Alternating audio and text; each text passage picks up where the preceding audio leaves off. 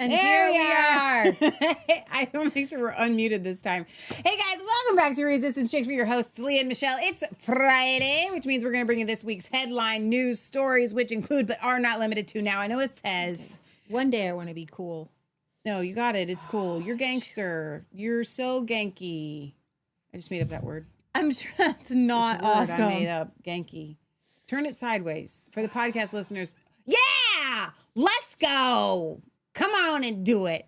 Leah's got a new hat on, which is a hat I wear regularly. We just have two of them. It looks so much different on you. No, it's so cool. It's so awesome. Looks great. Don't you guys think she looks nice? Speaking of looking nice, now I'm going to get to the stories here in a second. When I do the show intros, you didn't get any videos. You didn't get nothing because what's more important? Starting timely, which we still were late, but I had 25 minutes to put together something that normally takes me an hour and a half. So let's all thank the Lord Jesus. But I wanted to do a poll. It feels like it's just bent in the wrong direction. Doesn't That it sounds look spiritual. Like doesn't it look like You got it's the wrong bent. We're running two different conversations here. So throw people off. It looks like. Can you see it? Yeah. It's literally. Why didn't you turn it sideways? Because. Nope. Nope. It's gonna good bother that way. people. No, it's not. Everyone will love it The like whole that. show. Okay. All right. Let me get back to it.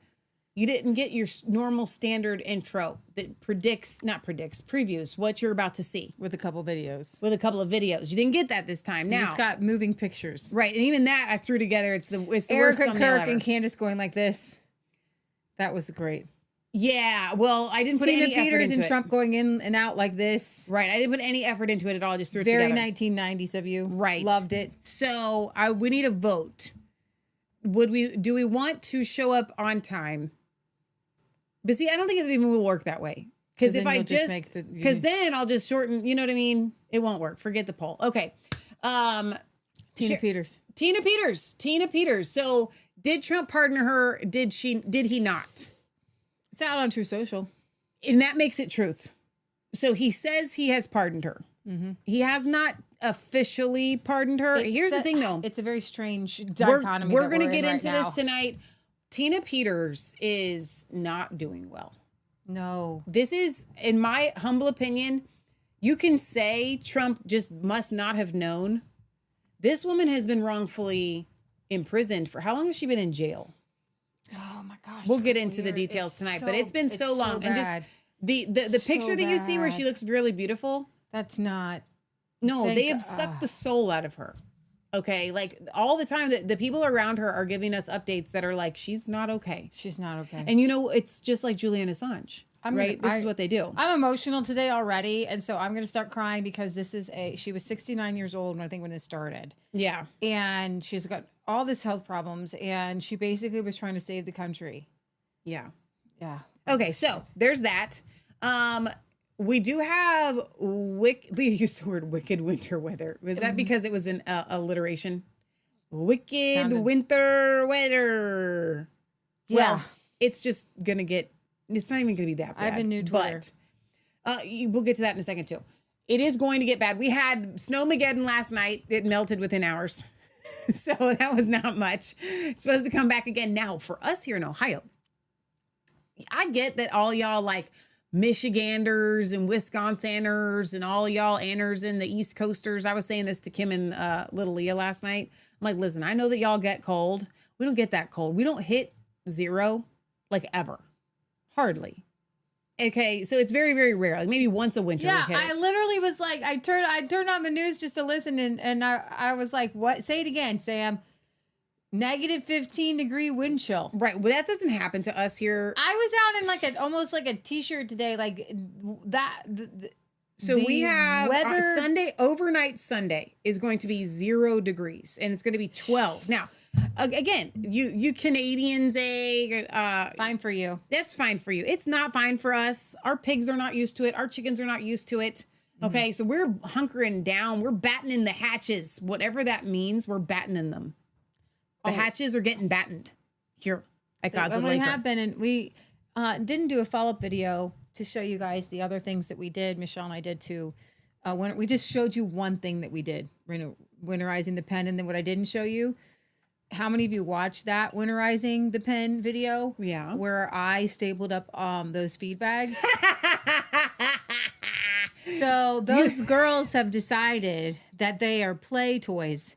And they've been going through and yanking them off. They're playing with them. Matt identified what it is. They're feed bags. They smell like yummy feed. They're taking the old ones off that have been up there forever. Oh, really? Yes. Okay, well, that debunks that theory then, doesn't it? All right, so that's funny. They're pulling them off and playing with them.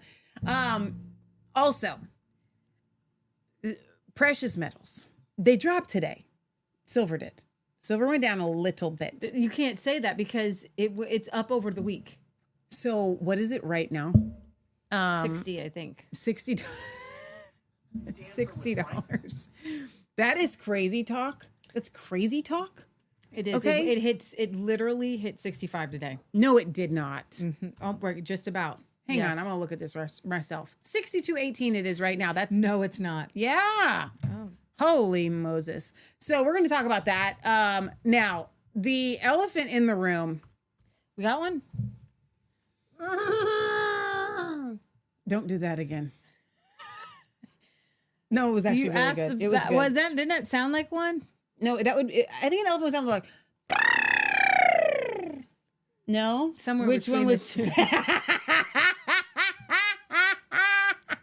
They come just for this stuff. I know all y'all went, Michelle, that was too loud in our ears. I'm sure it probably was. I apologize ahead of time. I actually meant to make that noise that you make, but that you know what I'm talking about. I can't Bank do of it. America raises its 12-month All right, target to 65. forget the Actually elephant thing. hit 64 and only dropped to 62.9. There are no elephants, but the elephant in the room is this. Candace Owens and Erica Kirk are they are now the face. No, listen to me. Listen to The me. whole freaking Wait. internet. I'm sorry. No, we not don't just use that we word. do not use the F word, That's not the F word. but we don't use that one. It's Freaky Friday. That's all you can It's say. Freaky Friday. No, they are the face of the dividing line in Mega. You know what I mean? They are. So someone, and this was actually funny. I laughed. So tired. Every influencer on Influencer World is going after Candace Owens. You know what? You just interrupted me. I'm sorry. It's hard for them to keep track when we do that to each other. I actually don't care. They pay money for this. Do they really? You guys come for the interruptions? $59.99. Can you keep track? Money All right, back so- guaranteed to have interruptions. Okay, don't interrupt this one. I want to find the picture. Let me Google this. Candace Owens All I want to do is make the elephant noise again now. as Katniss. No way. Yeah. So somebody made this into a meme, and She's not black. no, it's not. Please tell me somebody has this posted. Was it on Instagram? I don't know where it was. So you know when Katniss Everdeen, if you guys have not seen Hunger Games, I'm sorry, you're probably more Christian than me, but I love these films. So at the time where it's like the second or third film, okay, where I think it's the second one, where she does this and she looks up at the screen like that. They did that. They made Candace that. They made Candace that. Okay, which is defying, okay, the powers that be, right? It's just hilarious. I can't believe somebody did it. I can't believe I can't even find it. That's really funny. That's even more funnier that I can't find it. But the point is, this feud, we're going to play clips. I'm not going to play it right now. We're going to play Erica Kirk. You tell me what you think about this thing that she's got going on. And you know what I should have done tonight? I should have done it.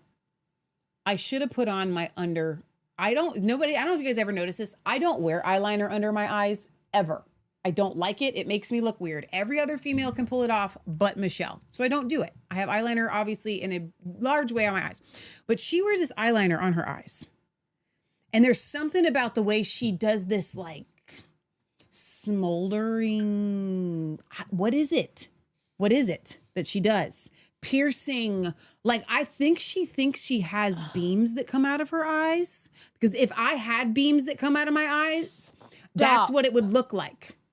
Stop. No, we're not doing it. I don't even have the ability to do it. We're going to show you the clip. It's hilarious. Stop. I think she's a robot. I don't know. I think it's contacts. I think that's all it is. Is it really? Yeah, because she didn't look that way. Michelle, check your text messages. No sound. Please tell me we did that whole thing. Oh, that's not even it, but that's interesting. So that is super interesting. It's a lot like that, but it's not that one. But that's hilarious that people are doing this. Okay. They're making her the face. Thank you, Kimberly. You are amazing. They are making her the face of the rebellion. Mm-hmm. Okay, which is funny to me because she's worth millions. She can't be the face of the rebellion, worth millions, but she is asking some very interesting questions. I actually wish she was asking some different questions that I actually have that I don't think she's even addressed. But there's that. Sherry says, I'm here to get my $5 worth. Ha ha, you're awesome. So Sherry's one of our monthly subscribers, which if you want to be one of our monthly subscribers on Rumble, you can do so for $5. You guys are amazing. I think there's like 10 of you. And I love each and every single one of you. You are in my heart. Okay. They get the little elephant, I think, next to their name here. He says, Frank said that he can do an elephant noise. That's great, Frank, but you're not here. And we don't have you to do it. I apparently cannot. And Leah cannot either. And both of our efforts, I think, left a lot to be desired. Let me read a couple more comments and then we're going to get into the meat of tonight's show. Sherry says, I don't mind later shows when I don't have to work the next day. That's funny. Jim said, I thought that it was a state issue and Trump had no authority to pardon her. Trump can pardon anybody. Can't he? State issue or not. Like he can pardon anybody. It doesn't have to be a federal crime. But they were bringing up federal charges against her. I just don't think that those ones stuck. But worth bringing up. Thank you. No, Jewel, you have not missed. She says, I've missed all the shows this week. Oh, yeah, that's right. And you're going to really like the schizophrenia one. You need to go watch that one from Tuesday. You don't have an evil eye. That must be what it is. Jewel says it's the pageant eyes for Erica. You know, maybe it is. Oh, I missed going live on Instagram. We're going to go live over there a little bit late. And okay, we're live. I'm just trying to check the place and make sure we're live and checking comments here. Kathleen says Trump pardoned her, but he can only pardon federal crimes, not state. I think that's what was said. I don't think that that's true, though. I think he could be. It could be. I think he's right. I think she's right. Kathleen, you might be right. I don't think you're right. I don't want you to be right, but you might be right. Kelly, I'm not sure why you're here. If you have a problem with Tina Peters and you think that she's a criminal, we just might not be the show for you. You know, but stick around. We have a good time. You can please stay, really, but you just need to know that we are friends with Mike Lindell. So that you might not want to be our friend. Glenda says, I'm here for my $5 worth too, but you're worth way more. You are awesome. Donna does say he can't pardon for state charges. Well, count Michelle wrong. Symbolically. Unbelievable. So he signs a formal. Lawyer claims it applies to state charges. This is going to go to the Supreme Court, maybe? So Trump has signed a formal pardon for Tina Peters. The lawyer claims it applies to state charges.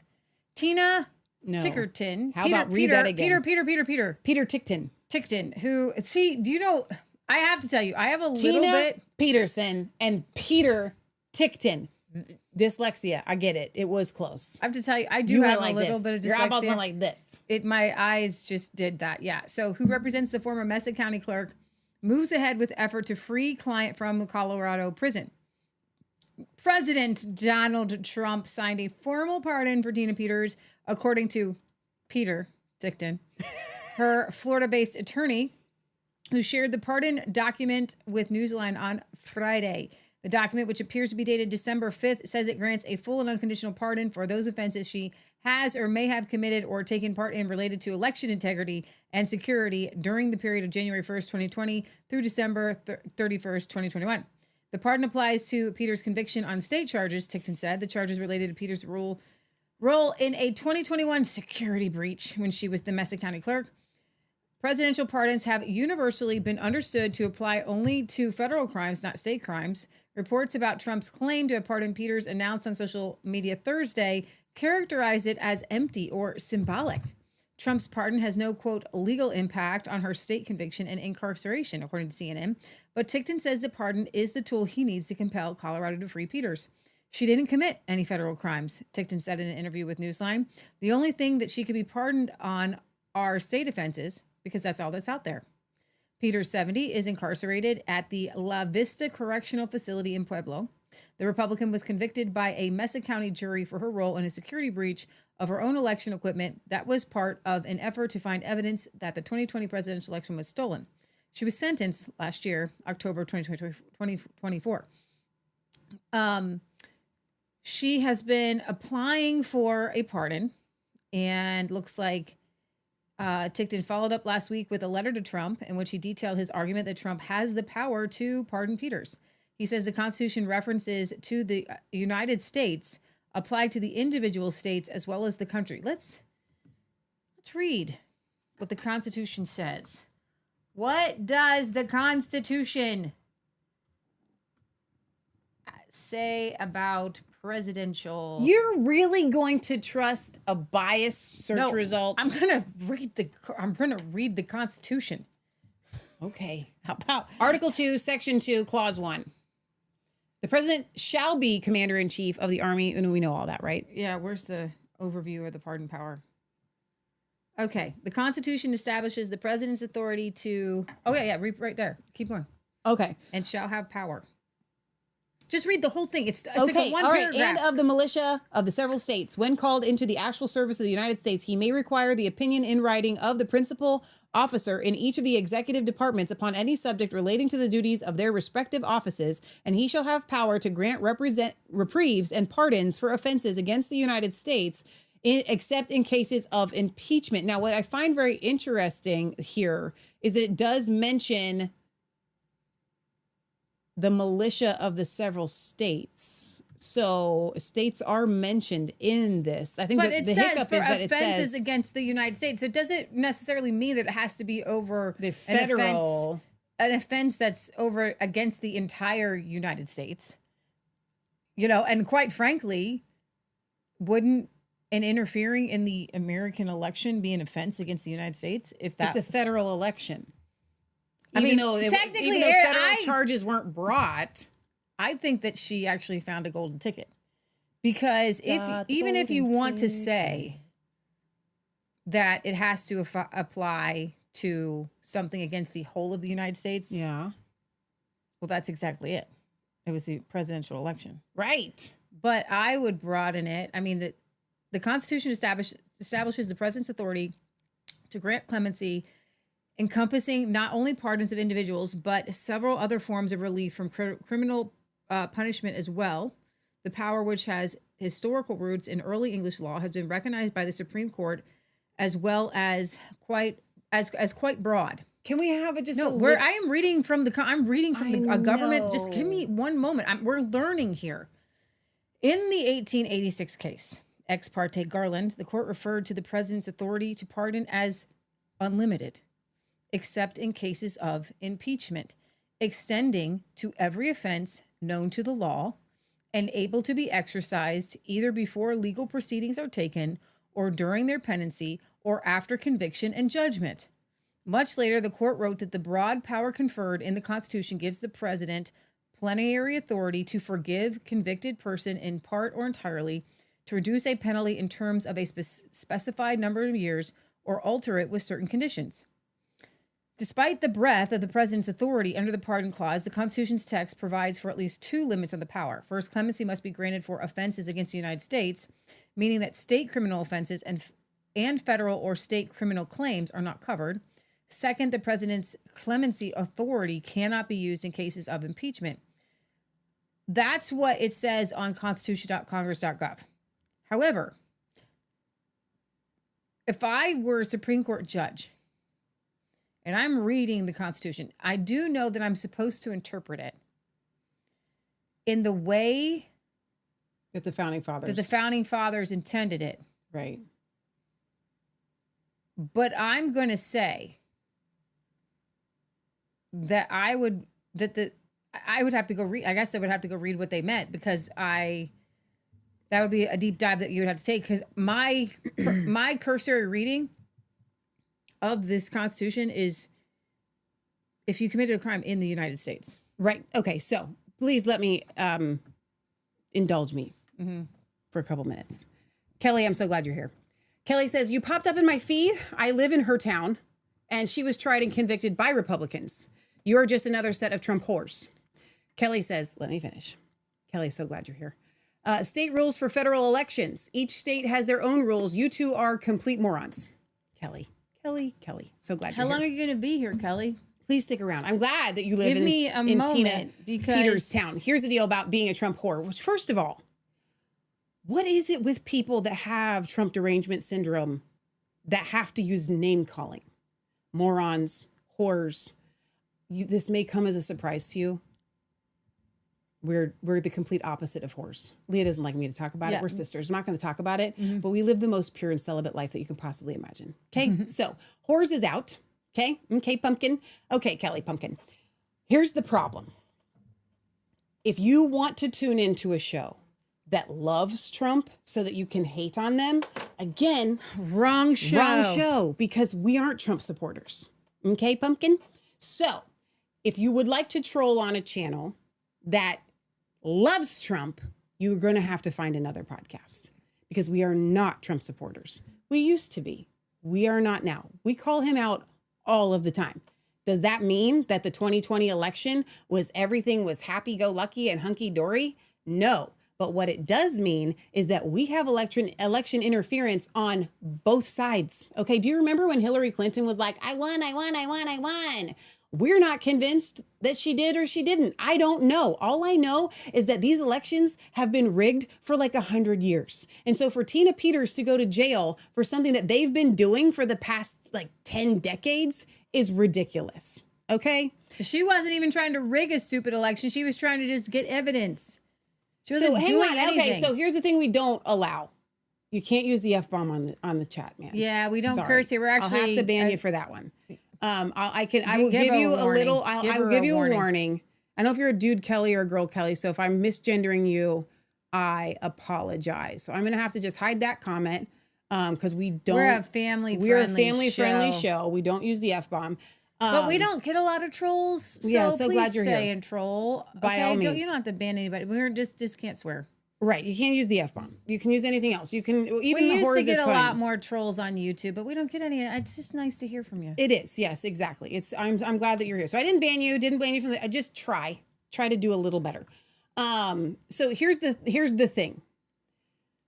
And I can't F off because it's my own channel. I think that would be your responsibility to leave if that's the intent of the sentence that you mean by that word. Okay. So anyway, we're not going anywhere. But we do not support Trump.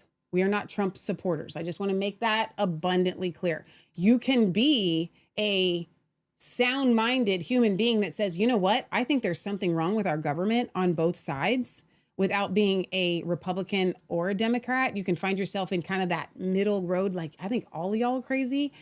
So you're kind of, I'm going to have to ban you now that you did the big F-bomb again after I asked. Okay, so sorry. But Jesus loves you, and we do too. But since you did it twice after we asked you not to, I'll have to ban you from the page. Okay. Democrats don't have self-control. They don't have any self-control at all. We tried. So here's the thing.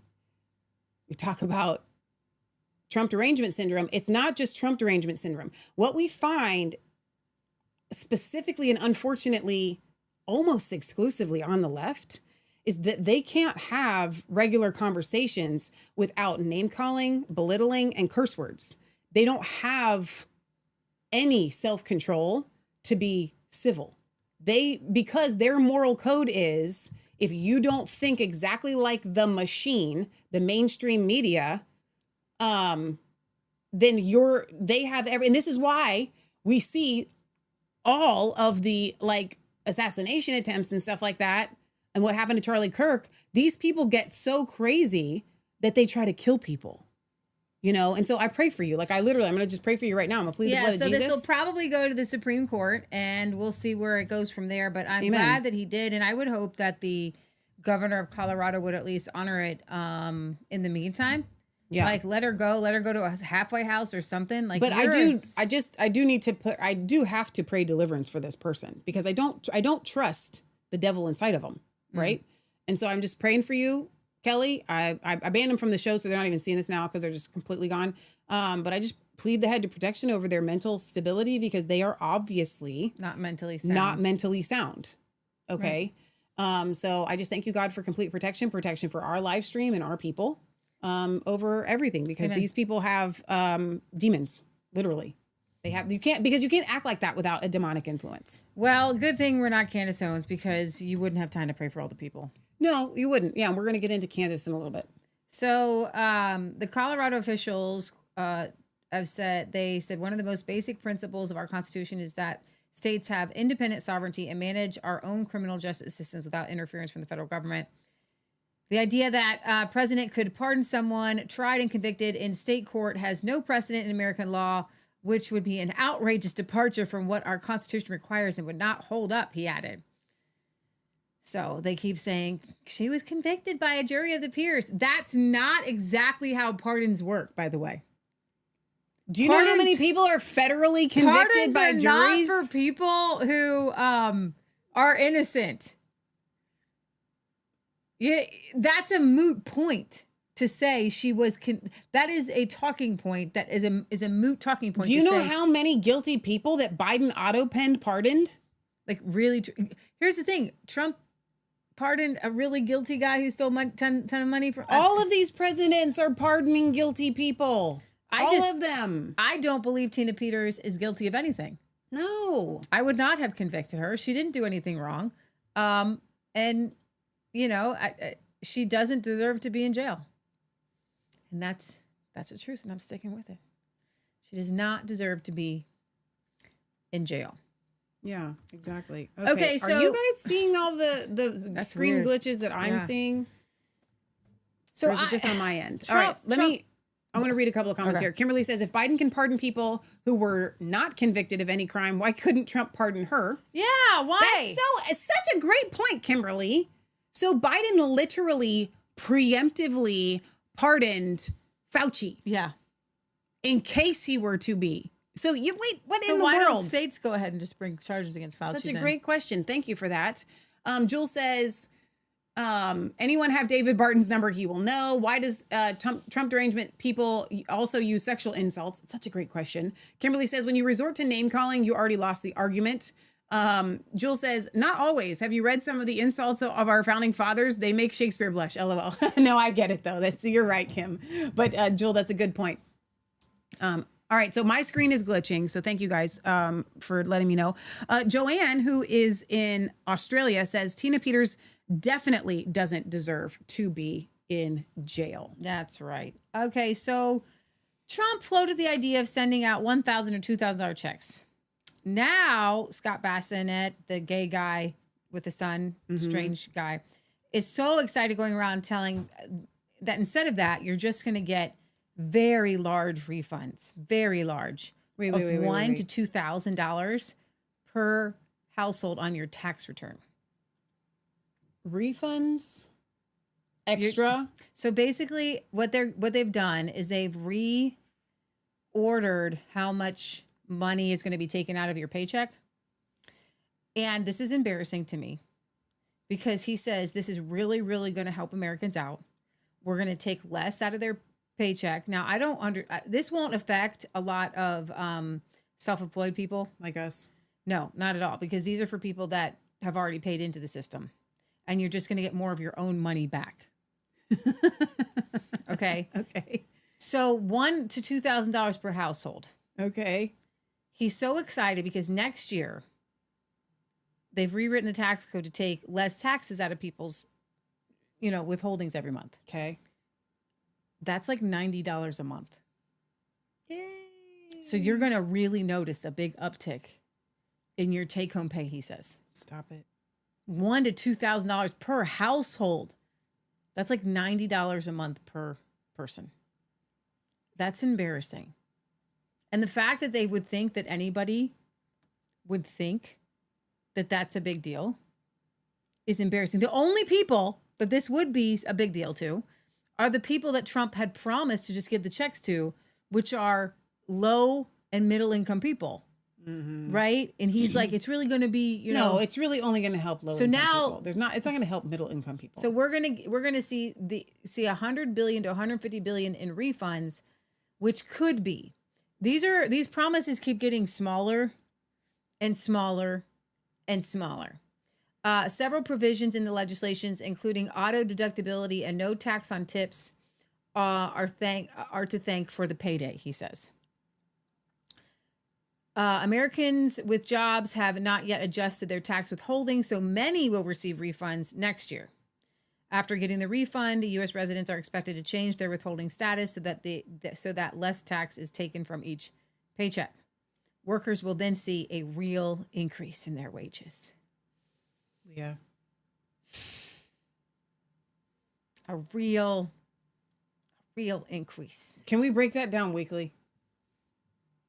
Was that $20 a week? $20 a week, man. You're going to get a real increase in your wages. Real increase. That's $2 a day. Whoa. Big time. We're last of the big time spenders. So, speaking of money, Marjorie Taylor Greene shares out Ann Vandersteel. She says, this is the MAGA sentiment I'm seeing everywhere. Look, I'm not shifting to the left or developing end-stage TDS. Look, we're not. We still have people who hate us. Isn't that great? You cannot be developing Trump derangement syndrome when people on the left come on your show and hate you. It's $4 a day. Forgive me, I did my math wrong. Okay. Just FYI. It's $4 a day. That's a real increase, Leah, for a lot of people. That's a joke. I'm being sarcastic. Okay. Ann Vandersteel says, I'm old enough to remember when Trump said he would end the Ukraine war day one.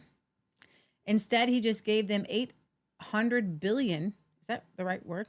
800 million? That's 800 million for each of the next 2 years to keep it going. Look, I'm not shifting to the left or developing end-stage TDS. I just know what I voted for, and this ain't it. I voted to stop sending welfare checks to Zelensky. That didn't happen. I voted for big Democrat arrests. That didn't happen. I've been in this thing for a very long time, and I know and Vandersteel uses curse words. I know when I'm being sold a load of dinosaur poop. Trump came in as a breath of fresh air. Lately, he's an ill wind that blows no good. Other people are saying, I'm leaning the same way.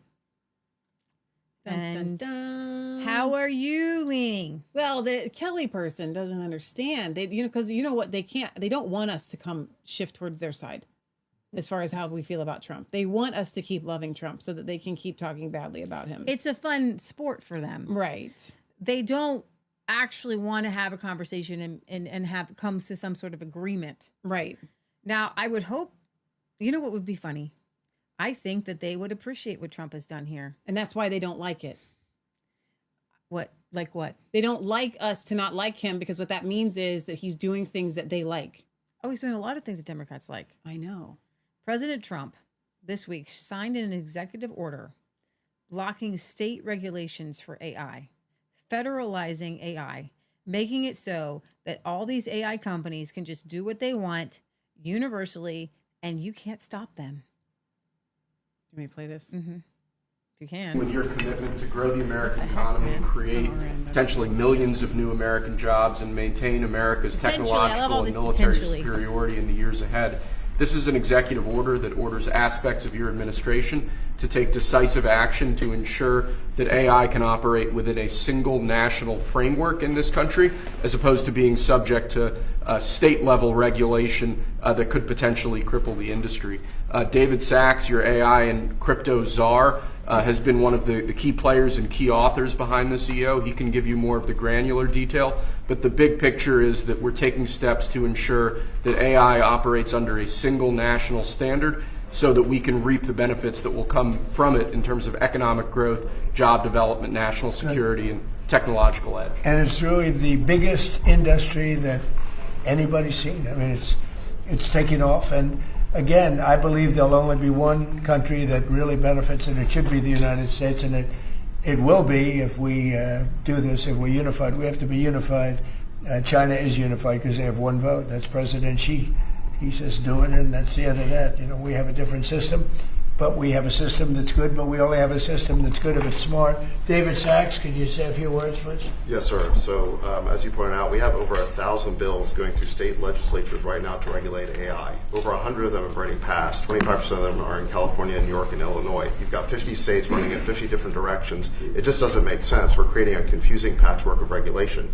And what we need is a single federal standard. And that's what the CEO says, sir, is it basically states that the policy of your administration is to create that federal framework. We're going to work with Congress, like the chairman here of the Commerce Committee, Senator Cruz, and other members of Congress to define that framework. In the meantime, this EO gives your administration tools to push back on the most onerous and excessive state regulations. We're not going to push back on all of them. For example, kid safety, we're going to protect.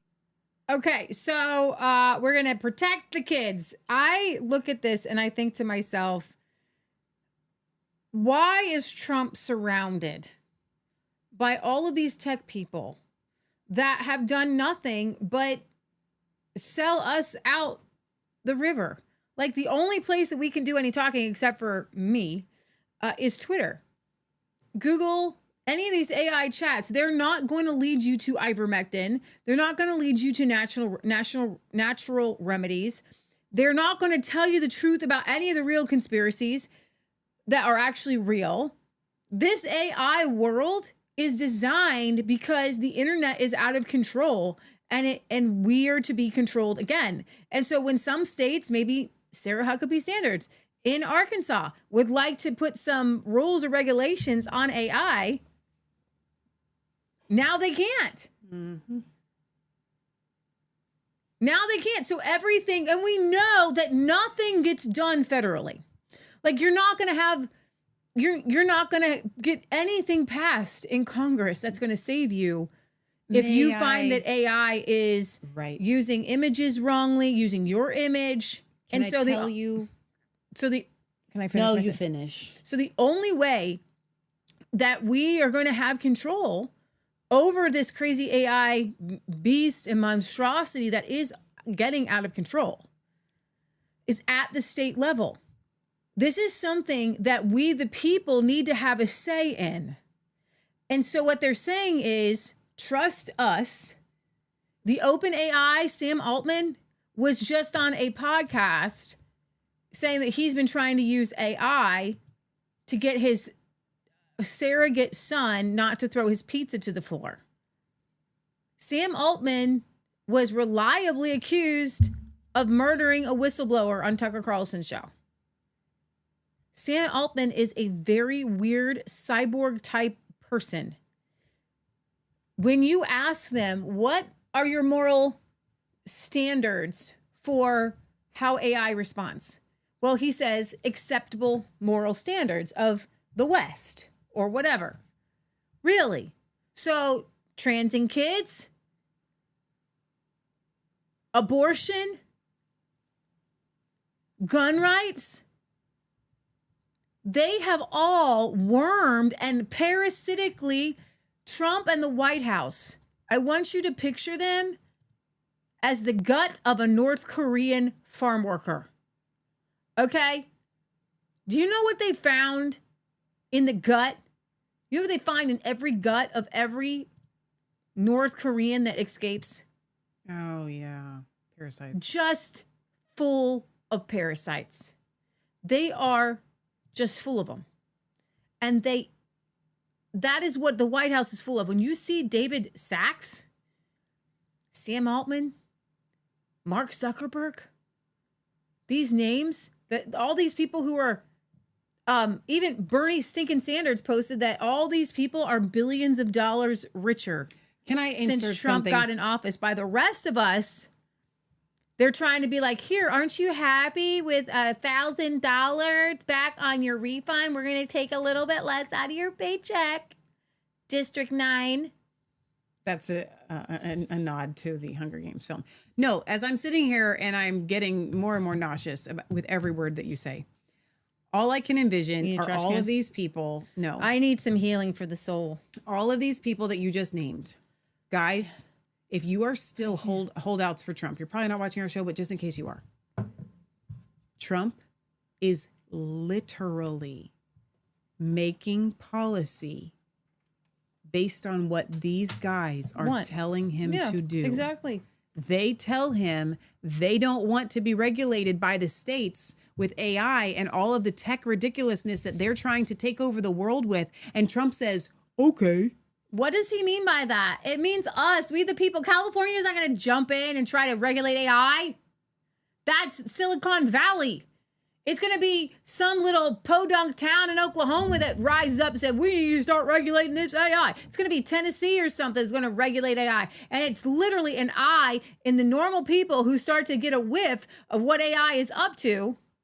And then the states can't do anything. And so then when we say the states, we just mean, let's put this in perspective. I just want to translate this for you. It's not that they don't want the states. The state, there's no such thing as the states. They don't want you and I to stop anything that they're doing. Let's put it into another way of looking at things. They have plans to federalize everything. We're talking about China, CCP level social credit scores.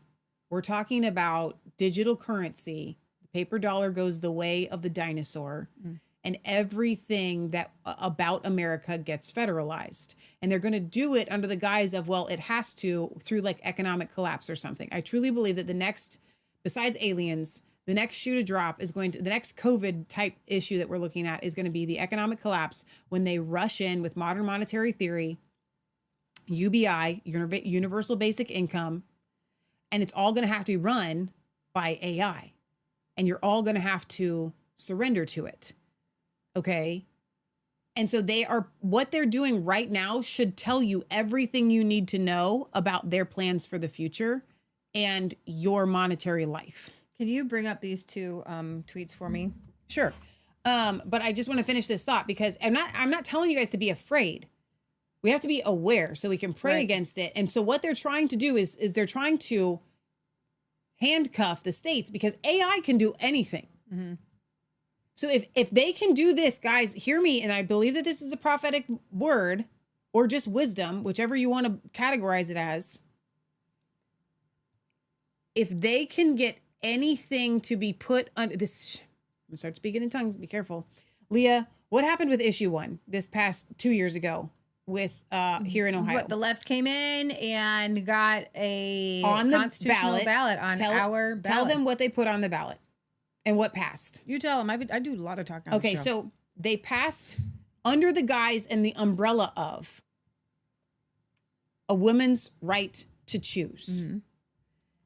They essentially constitutionalized the ability to not convict anybody that rapes a little child because they can all say that it was consensual because they put it under the wording of reproductive rights. Mm-hmm. So if a 5-year-old, quote unquote, consents to an adult, well, then you can't say anything against them because the child has consented and this is their reproductive right, regardless of age, regardless of gender. Mm-hmm. Same thing applies to transing kids. Yeah. That's their reproductive choice. Mm-hmm. So any child can get a sex change, or you can't ever change your sex, but you know what I mean? These genital mutilating surgeries because, and it was all under the umbrella that they ushered in and they got Republicans, my neighbors, to vote yes on this thing because they're like, well, but I believe in a woman's right to choose. Mm-hmm. That's not what you were voting for. Yeah.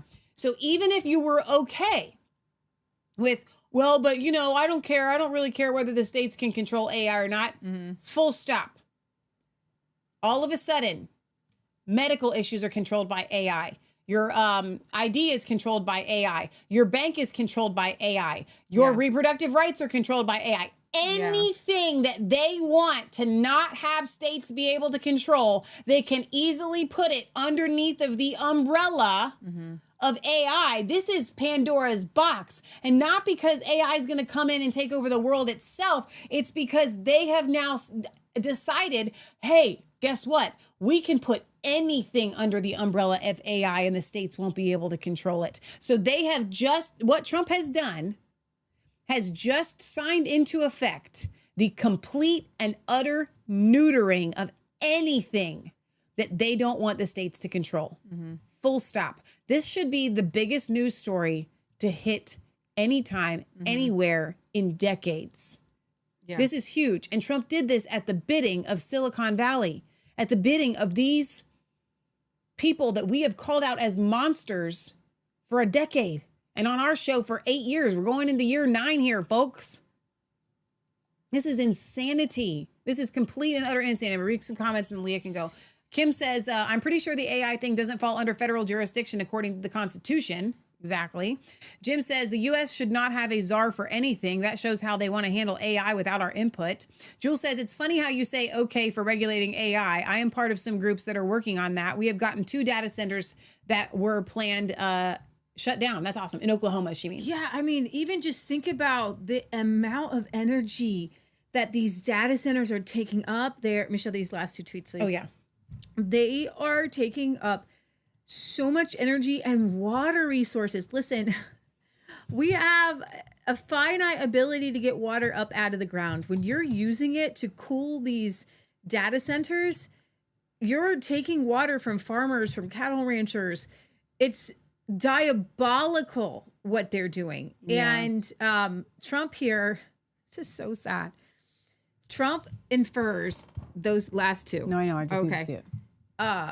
That he loves 5G and that 6G is coming. Stop it. Okay. They're going to fry us all to kingdom come. So I want to bring up a tweet here with RFK Jr. on the dangers of it after I play this clip from Trump, because Trump says that, he's like, soon 6G can be used in 3D spatial penetrative surveillance and can see through both skin and walls. I hate this man. I feel like it's a past and no point of no return. So we're into 6G now. I just 5G. I was a leader on 5G getting that done. And now they're up to 6. Let's do it again. What does that do? Give you a little bit deeper view into somebody's skin? See how perfect that is? I like the cameras the old days. So they just had a nice feature. Now they cover every little. Let's see, Michael, you're in good shape. You're not gonna. But I tell you, it's the 6 is coming, huh? So it's more of a questioning. No, it's a joke. It was a joke, but it was very weird. Okay. No, it was weird. If you go to the one that this is the old Bobby Kennedy. Concern about 5G is that the RF radiation from 5G is dangerous. It penetrates it disrupts the blood-brain barrier. It also is associated with glioblastomas and other cancers. And it causes a lot of other dramatic health effects. And there are literally thousands and thousands of studies in that. I've litigated on that issue, and I've won in the Federal Court of Appeals. So, you can say it's a conspiracy theory, but the Federal Court of Appeals, I also won a case on Monsanto and glyphosate that it caused non-Hodgkin's lymphoma, and that was called a conspiracy theory. What I've said about 5G is, it is dangerous. It is underregulated. Other countries regulate it much better than us. And we need to protect our children. We should not be having these antennas on elementary schools. We should be warning people appropriately, do not put that cell phone next to your head. Because, we're seeing this epidemic now of glioblastomas, and almost all of them are connected to the year that you favor the cell phone with. Oh, there's study after study that shows that, and I'm in litigation on that issue right now. And, if we get a fair trial, we're going to win that litigation as well. But again, you're a lawyer and an activist. You're not a doctor or a scientist. Listen, we live in a democracy. We don't have a priesthood here. We don't have high priests who are telling us we're in charge of our own lives. And Americans need to do their own research. And, listen, people say trust the experts. That became a mantra during COVID. I brought over 500 cases, and almost all of them involved a scientific controversy. My job is to read science, to learn it, and to be able to read it critically. And every case I've ever brought, there's an expert on that side and an expert on this side. When we brought the Monsanto case, there were 3 experts from Harvard, Stanford, and Yale. And we had 3 experts from Harvard, Stanford, Yale, and they were saying exactly the opposite thing. Oh, saying trust the experts to me makes no sense at all. Trusting the experts is a function of religion and totalitarianism. It is not a function of democracy. In democracy, we question everybody. Wow, that was really good. All right, Tom Homan on rampant Somali migrant fraud. Multiple deportations are coming. There are multiple deportations coming in relation to the Somali fraud scandal. He appeared on Newsmax and was asked about Donald Trump's, she can bring up the video if you want, claims that Omar allegedly married her brother. Now, he is saying that he has a guy who's going to be investigating. That's an article, Ilan not a Omar. video. There's an article, and then you scroll down. Oh, okay. Yeah. And marrying her brother to get him into the United States. Right. But he said that there is a, hello, Eden, come here.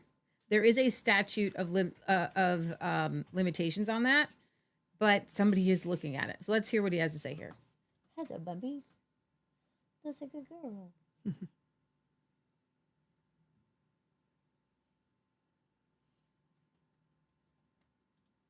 Mentioning the Daily Mail reporting from 2020 that Ilhan Omar married her brother to get into the country. This was last week. Take a listen.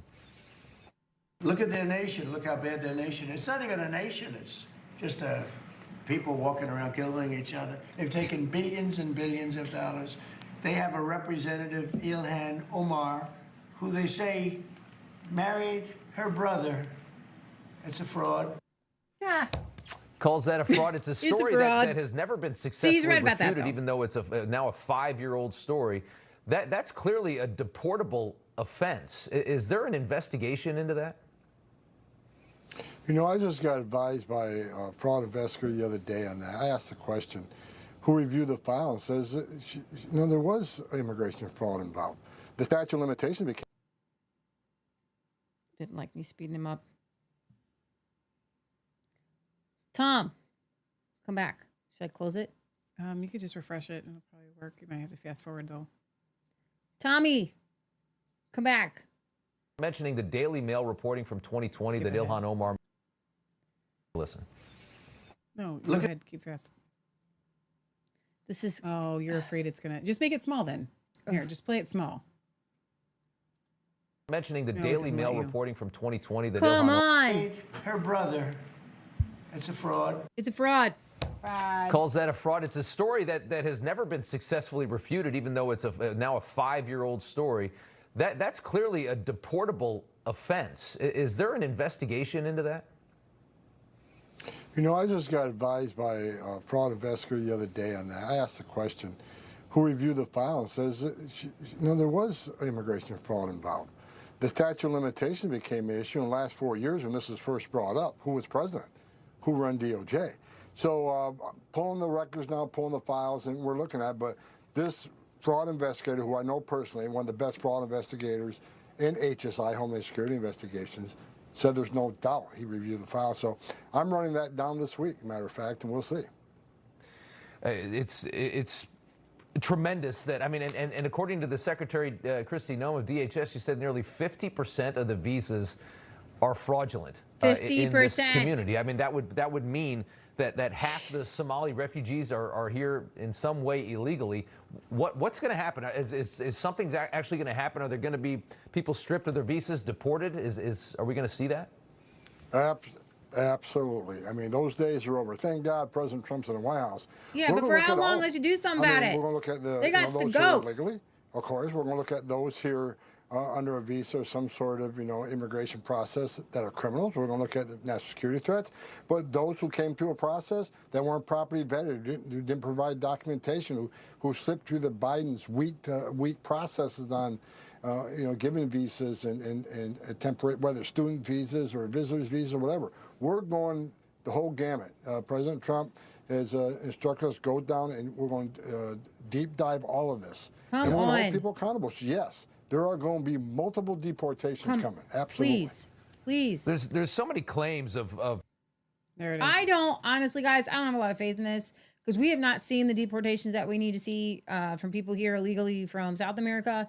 But in March of 2008, after some 36,000, mostly Africans, entered the U.S. as P3 refugees, the majority of whom settled in Minnesota. Whose idea was that? You should have gone to one place that's kind of like you, which is like New Mexico or Arizona. Oh my gosh, Julia. You should, or Texas. But you went to Minnesota, where you're never going to enjoy being outside there. Like, that's not a thing for you guys. You're not going to see Somalians skiing, cross-country skiing, enjoying like the beauty of Minnesota. Wrong state, by the way. And a bunch of them came to Ohio too. And it said that with this pipeline, the refugees could get their spouses, unmarried children, and their parents. So that's why Ilan had to marry her brother, because you couldn't bring over your siblings. And she had to say that she was part of another family.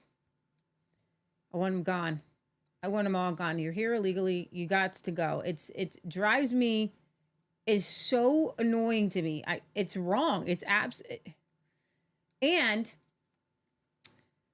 so there was another woman that said that the Somali, I gotta tell you, the arrogance of these Somali criminals. They're like gypsies is what they are. Not Somalians in general, or maybe they are. I don't know. We're supposed to be so politically correct. But when I hear people talk about Somalia, they say this is part of their culture. This is a cultural rot. That you go in and that you take advantage of the people around you. There's no such thing as taking advantage of the government, by the way. Those Somalians came over here with one thing in mind, to take advantage of hardworking, good, decent Americans. They didn't come here to work their tushies off and to become Americans. They came to find a way to steal, to kill, to cheat. Maybe not kill, but kill back in their own country. Because they were sending money back to terrorist groups in Somalia, because they have Somalian terrorist groups. What's interesting is Ilhan Omar has never sued anyone for defamation, saying she married her brother. You think that would be an open and shut case. But she does not want to go through discovery. Does she? No, I don't think she does. And last week, our whole story was about the Somalians. And I don't know if you guys want to talk more about the Somalians or not. But, I'm glad that something is being done. But I don't think it's enough. I truly do not believe it's enough. Okay, silver went crazy. Talk about that for a minute. A lot of people are seeing silver prices as a canary in the coal mine. That it's not just a price of silver, because it's been kept in a box. Now, are they letting it go free? I don't know.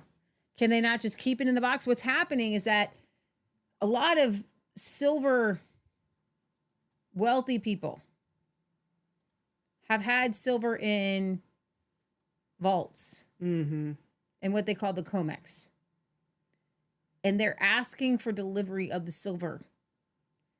And that is causing the people who control the system to shudder a little bit. Because when the silver is delivered, it's no longer usable to pretend that you can make all kinds of futures contracts on this metal that is actually real. Yeah. With fiat, they can always create more. But with silver and gold, it's the reason why it needs to be real money is there's literally only a finite amount. And you can't make it up, even though they do. They have a paper silver and they have paper gold, and you can trade it on the stock market. And so that they make these stocks up. But if you ask for your silver in person, it drains the system. It shows at the end of the day how much is real and how much is fake. It's called taking delivery. And if you could do that with the fiat dollar, that would be huge. How much is real and how much is fake? Now, Jason Jones sent us a really cool text message today. He's catching on, or maybe he's already been caught on, to the fact that the gold prices and silver prices are not a good sign. They are a sign that the system is getting ready to collapse. Now, is it a controlled demolition, or are they out of control? Mm-hmm. I don't think there's ever an out of the control moment. I haven't seen them waving their hands in the air saying, "Oh my gosh, the train's getting away from us," because I think that they are psychopaths. And this is something that we all need to understand. The people who run the Federal Reserve, the people who run the banking system, they're psychopaths. And I don't say that lightly. There are two main keys about psychopaths that make them not like you and I, that make them extremely dangerous. They have no shame and they have no fear. Yeah. If you go behind a psychopath, this is scientifically true, and go boo, they don't move. They're not afraid. So they're not going to show up on a polygraph because they stay steady. Because in their mind, they have done nothing wrong. Nothing they do is wrong, because right and wrong doesn't exist for a psychopath. Do you understand? Did they do what they wanted to do for themselves? They did morally what was right. And so they never feel shame and they don't feel fear. Right. Now, of course, you can always get anybody to be afraid and put a gun to their head, things like that. But by and large, the things that they do, the people that they're around, the rooms that they're in, you and I get sweaty palms and, nervous giving a speech or something. They're not really afraid. Not like you and I. So they don't care if the system falls. It doesn't matter. And they don't care if they look badly, like burn off. And all these people that get caught, they don't have any shame. They don't feel like, oh my gosh, I got caught. I want to clarify something about just to cross over shows here for a second. 2 weeks ago, we did a Healing for the Fractured Soul called When a Psychopath Comes Calling. When Leah says that a psychopath doesn't feel fear, I actually disagree with that statement on its face, because psychopaths actually do feel people make them uneasy. Mm-hmm. They do feel uncomfortable, which is why they often stand. Scott used to do this all the time, covering their vital organs. They get defensive, and certain people make them afraid in certain senses that their plans will be thwarted. So it's not the sense of fear that you and I have per se, right, but they do have their own version of a fear and discomfort. Yeah. Okay. All right. So I want to read this from Jason because it's really good. It's really short. This is what Jason wrote. The collapse odometer, your core thesis for the resistance chicks. To Michelle and Leah, regarding the rise of gold, my core point is a warning. The higher the price of gold goes, the closer we are to a systemic collapse. Gold is not appreciating. It is merely serving as a stable measuring stick for the quantifiable death spiral of the US dollar. 1, the quantifiable devaluation. We can calculate the dollar's true loss of purchasing power using the historical fixed price of gold, the 1934 anchor price of $35 per ounce. Current price, approximately $4,300 per ounce. This means it now takes over 122 times more dollars to buy the same ounce of gold. This is the mathematical reflection of the dollar losing over 98 to 99% of its purchasing power relative to gold since that time. The core thesis, this is number 2, only 2% purchasing power remains. This measurement confirms my key statement. We are operating with only about 2% of the dollar's purchasing power relative to its historical gold-backed value. 3, the institutional strategy intentional reset. I believe, this is what Jason is saying, this extreme devaluation is the market's inflationary response to an underlying strategic move by institutions to put the current debt-based dollar into a deflationary death spiral. The goal is to collapse the existing system to force a rapid transition to a new centrally controlled monetary system like a central bank digital currency or CBDC. The rising price of gold is simply the market price in the death of the dollar. It is the ultimate odometer of collapse. That was brilliant, by the way. It was really, really good. So thank you, Jason, for sending that. I don't want to put anybody into fear, but I will say this. We've got two things going here right now that we are advertising for. God's Money, resistancechicks.com/God's Money. So if you would like to get ahead of the collapse and ensure that some of your money can maintain and survive, go to Zhang Enterprises. And you can get there by going to resistancechicks.com/God's Money. Contrarily, and not really contrarily, but on the other side, and now would be a good time to insert this. She's chewing on something she should be. A stick. Okay. If you are like Leah Michelle, I can't buy no gold and silver. I don't have 2 cents to rub together, and I'm paying out the wazoo in interest on my credit cards every month. You need resistancechicks.com/Trinity. And they will help you to negotiate with your credit card companies to lower those interest rates. Yeah. So we just did a phenomenal episode this past Monday on our outlier slot. I want you guys to go and watch. We're going to continue to advertise for them for the duration, because there's a lot of you out there that are on, you're like, I can't buy anything. I'm, just trying to hold it together, and I'm paying so much in interest that I can't keep my head above water. You need Trinity Debt Management. Yeah. And so please visit resistancechicks.com/Trinity. So those are two different websites, but they're the same website, resistancechicks.com/God's Money for gold and silver, and resistancechicks.com/Trinity for those of you that are drowning under credit card interest rates. So I want to show you this chart here. This is silver starting in October, around $40.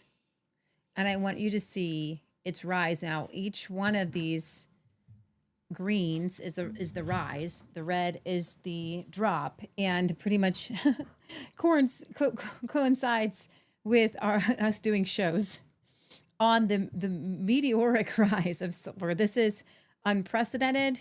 It is insane. But it is actually crazy. Let me tell you the bad news. And I mean this. I don't want to be like a Debbie Downer in all this. It's worse than this. And when I say worse, again, back to what Jason sent, this is just a reflection of the rapid decline of the dollar. Like the dollar has left the airplane, and it has no parachute, and it is descending at a rapid pace. This is a reflection of that, but it's not a good reflection. It's a poor reflection. It's not even reflecting as fast as that dollar is tanking. So every day that you are like, I just have to hang on to this dollar. I'm too scared to buy gold and silver. Okay, because I don't know how to let go of this. I'm trusting in this. Every single day, slivers are being cut off. There's nothing left of it. I want to play this from Lynette, because you can go to Lynette's site there. She's seeing, and this is insane, 4-digit silver. It's like this: when something is suppressed for a really long time and then you let the brakes off, then it shoots in a direction. So technically, silver's been suppressed for many, many, many, many years, but it really was the start last year. And I think we talked about this, where in the US, where it's primarily a paper market, and the paper market has been leading the globe in pricing. But it started to shift last January into a physical market when the US imported a whole bunch of physical silver and a whole bunch of physical gold. And then we had backwardation, where the current prices for delivery were much higher than the future prices. Because why would that happen? Well, because people don't think they're going to be able to deliver in the future, because silver is a diminishing asset. It gets used up in manufacturing. And it seems like the transition it's not complete yet, not by any means. And I think that's when we're going to see the 4-digit number for silver. But what's really happening is the physical, we're in a transition where number one, affordability matters again. And number two, supply and demand is ultimately going to matter again. And we're already in that transition. So I think that is crazy. I want to actually play this video that I feel like goes along with it. This is a very interesting topic to me. I am seeing because I see this on Twitter online. The millennial generation and Generation Z, they're complaining. They're like, something isn't right. They feel like they are being gaslit.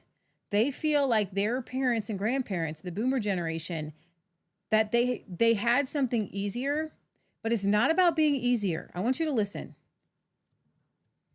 I have never seen the war that I am seeing between the boomer generation and the millennial generation. Never before seen this. It is unbelievable. Really? The amount of hatred between these two generations is unbelievable. It's really bad. So what's the core thing they're fighting about? Betrayal. The boomer generation really is a generation that believed that the template for success was a very specific thing. They themselves made all kinds of decisions that changed the entire framework and the landscape of this world and the society in a way that would not work anymore for what they did essentially when they were 20. So they sold an idea to the millennials. The millennials followed that ideal. Because of doing so, they fell off a cliff, basically, bounced themselves straight towards two huge recessions, didn't work in relationships. So all of a sudden they're like, wait a minute, I trusted you and you misled me. And now I can never get what you got. There's no hope for the future. And now you won't step out of the position that you're in, where I'm convinced you're making decisions that harmed me. That is so true. I have to tell you guys, I have no one knew, and I'm going to say it's the boomer generation behind the scenes. And by and large, all of our parents and grandparents, right? We're Generation X kind of millennial, the tail end of X and the beginning of millennials. And that generation could still, the Generation Xers, they got in on the last of it. They got in on the last of it. Yeah. They bought houses. They got jobs. They are doing okay, and they will be okay as far as like day and day. We were taught, and you guys, we were all taught, you go to school. You go to college, your life is set. No, you work hard. Yeah. You know, if you're going to college, of course, you're going to be working hard. Because some people didn't go to college. That was the thing about the boomer generation. Not everybody went to college. If you go to college, then you will be better off than everyone else. Because that boomer generation, all that, like my grandfather, he grew up poor on the river. He went to college. He got a degree in accounting. He got a job for GM, and he set my grandma up for life. Yeah. For life. The retirement benefits on Social Security that matched where you could actually live off of. Okay, now seniors really can't, so they are feeling it.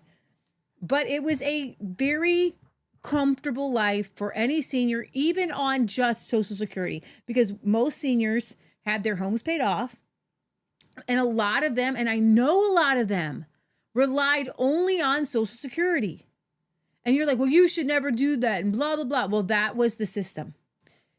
You go to college, you get a degree, no matter what, you're going to be set for life. If you work hard and you put in your 40 hours a week, you're going to get your vacation, you're going to get your home, you're going to get your 2 cars, you're going to get everything, you're going to get your pension. They don't even do pensions anymore. No, they don't. Okay? You don't even you have to put that in the stock market yourself. You got to do, it used to be that when you worked for a company, they made sure that when you retired, they took care of you. So what you have now is your 401k.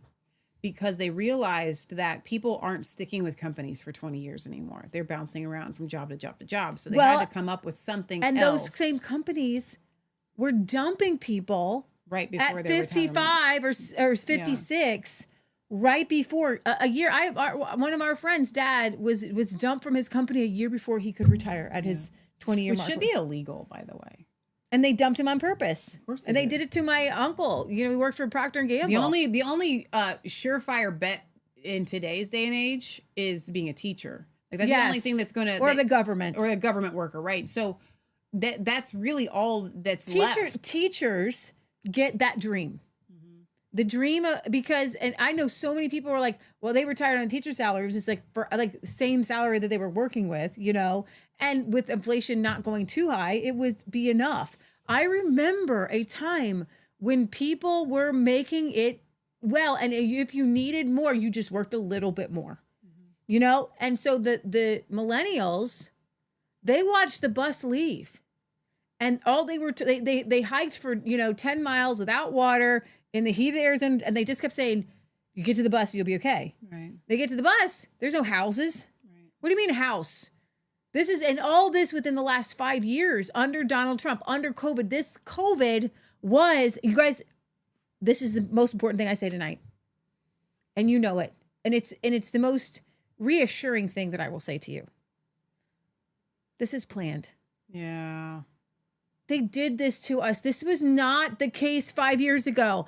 I feel like we have Trump derangement system. I feel like they are gaslighting us. I feel like my memory, this woman here would not be having this conversation 5 years ago. There were plenty of homes on the market. There were nice homes on the market. My neighbor's home, 4 bedrooms, 3 baths, big giant basement, $235 5 years ago.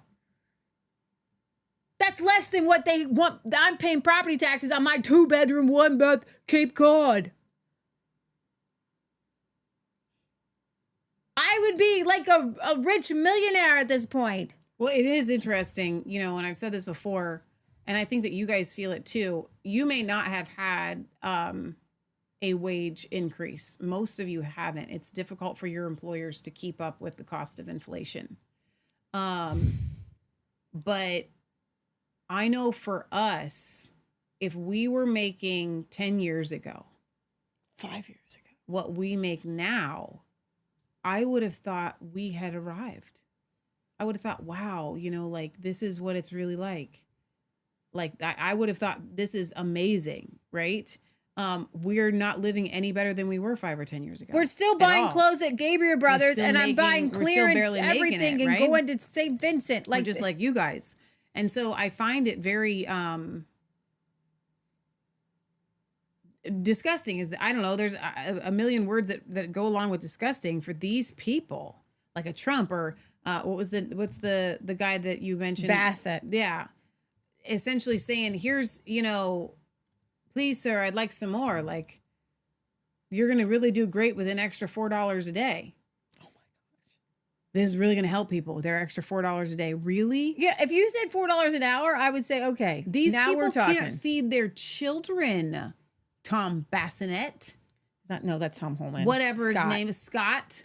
Well, there you go. All right. Cold-hearted politicians. Brr, it's going to get cold. I need to tell you guys about this. If you live in this swath, it's all the way from, and there was a huge flooding. Did you hear about this? No. In Washington? I need to tell you about that. Tonight, as snowplows in Utah push through heavy snow, a fast-moving system is putting 20 million people under winter weather alerts. Here we are. Another day in paradise. In the northern Rockies, some states picked up nearly a foot of snow. 80-mile-per-hour wind gusts swept the slopes in Breckenridge, Colorado. But skiers kept going. In Iowa, fresh snow blanketing the final fall colors. Snow, ice, and wind also creating dangerous road conditions. In Arkansas, fog is reducing visibility. And Lake Superior's frozen shoreline in Wisconsin shows how hard this cold snap is hitting the Midwest. I don't know how y'all do winter here because I can barely handle this. In Chicago, wind chills dipped lower than many expected this week, and winter is still weeks away. This is early for us to have this much snow and these temperatures, so we're kind of bracing ourselves for a rough one this year. Never seen this much snow this early. Adrian joins me now from Chicago. And Adrian, we're tracking dangerous cold throughout the weekend. We've never had 0 in December. Jose, we are. Tonight's coldest air is in the northern plains with temperatures below 0. And tomorrow's high, 10 to 25 degrees below average. On Sunday, parts of Minnesota and the Dakotas will struggle to climb above single digits. Jose? Adrian brought us in Chicago. Thank you. We thank you for watching. Okay, And remember, I just want to warn you guys, take care of yourselves, take care of your animals. We are taking care of our animals. I do put a heat lamp on for the chickens when it gets to those single digits and to those teens. I have it in the chicken coop. We run non-LED Christmas lights. I wanted to run more, but they're all dead. It's very hard to find non-LED Christmas lights. They produce heat. They're great. You've seen them. They like melt snow. right? They're really great for, and I got that idea because Lynette heated their greenhouse with Christmas lights. I was like, oh my gosh. So then we started doing that. And I'll probably run a line out to my pig pen for a heat lamp, but I don't know which pig pen they're going to be in. So I got to be like, where do you want to be? We did that one year. It was super cold. And Michelle and I went out there and we put in extra plastic. So I've been plasticking things, hopefully really well. And hopefully the pigs will stay. Our pigs are good and cold. But I have been out there when they have been shivering. And I don't like that. I don't want them to be cold. So we've got a ton of hay. And we'll spread out that hay a little bit more in the other pen. If you have animals, extra hay. And, you know, those are the kind of things that we take seriously. It's going to be, like they said, negative 15 wind chill. That's, you got to cover your face. And it's hard for me to think about because we've had some really, really cold temperatures, really cold. And then it got warmer. And so now I'm not ready for those super duper well, and colds. that's the difficult part about our pigs in this cold coming so early. Whether you have horses, your horses are going to need blankets. And we're going to get 4 to 6 inches because snow, the horses don't usually, and most of these animals, whether it's outdoor cats or dogs or whatever, and even our pigs get a really nice thick winter coat that is not grown in yet because the temperatures haven't been cold enough to trigger that hair growth or that fur growth. So that to me is the danger. You know, normally by the time you hit February, all of your outdoor cats are just, you know, thick and yucky looking and whatever. And the horses have that really ugly coat. And, you know, our pigs actually look better with their coat. They're one of the animals that look really nice with their winter coat. Somebody the animals don't have it yet. Negative 19 wind chills in our Cincinnati area. So I will probably be going out in 8,000 layers to make sure that the pigs are covered in hay and stay covered. The mommies are usually pretty good about doing that. And since our moms have had litters before, then they should be good. What in the wide world? This is weather manipulation. Thursday, it's going to get to 55 and then back down to 25 on Friday. So crazy. And then what happens with this kind of like wet ground that we have, if you have it and it's like a flash freeze. Yeah. And so everything is going to freeze. I went to wash the car the other day. I didn't tell anybody this. Be careful when you wash your car. You got to wash the snow. You got to wash the salt off your car. And I didn't think it was that cold out. And I just fell. If there's ice in those bays, you will fall. You're just going to fall. And you're going to fall and you're going to feel stupid. And you're going to say something. You're going to like, and everybody's going to, oh yeah, it was just my pride. You bruised? It wasn't that kind of fall. Thank you, Jesus. Oh, all right. okay. So ahead of next week's return to global warming, thank you, Al Gore, for listening to our prayers in the mid-Atlantic and Northeast. After weeks of below average temperatures that feel like the Arctic, a weekend snowstorm is set to blanket the region with accumulating snow. So the NWS Weather Prediction Center published a new snowfall forecast for a weekend winter storm that stretches from the northern high plains of Montana through the Ohio Valley and then the central Appalachians and the Northeast, including Washington, D.C., Baltimore, Philadelphia, New York, and Boston. It's just like where the eclipse went. Private weather forecaster Weather Madness noted on X, I expect an Arctic low to develop along the Arctic front, which could produce an extra snow along the I-95 corridor from New York City to D.C. Weather Madness expects parts of the mid-Atlantic to receive 4 to 8 inches of snow. So we're not talking about huge snowballs. We're just it's really the cold temperatures. Talking about big cold. Which makes the driving really dangerous. Yes, Mother Nature will take out her paintbrush and color the Northeast along the coast with some actually might get 2 feet of snow. Oh my gosh, where? Looks like from New York and Boston. So there's a couple of red spots, but you can't really see them in this picture. Yikes. So when you look at some of them numbers, those are in inches there. I see some 20s.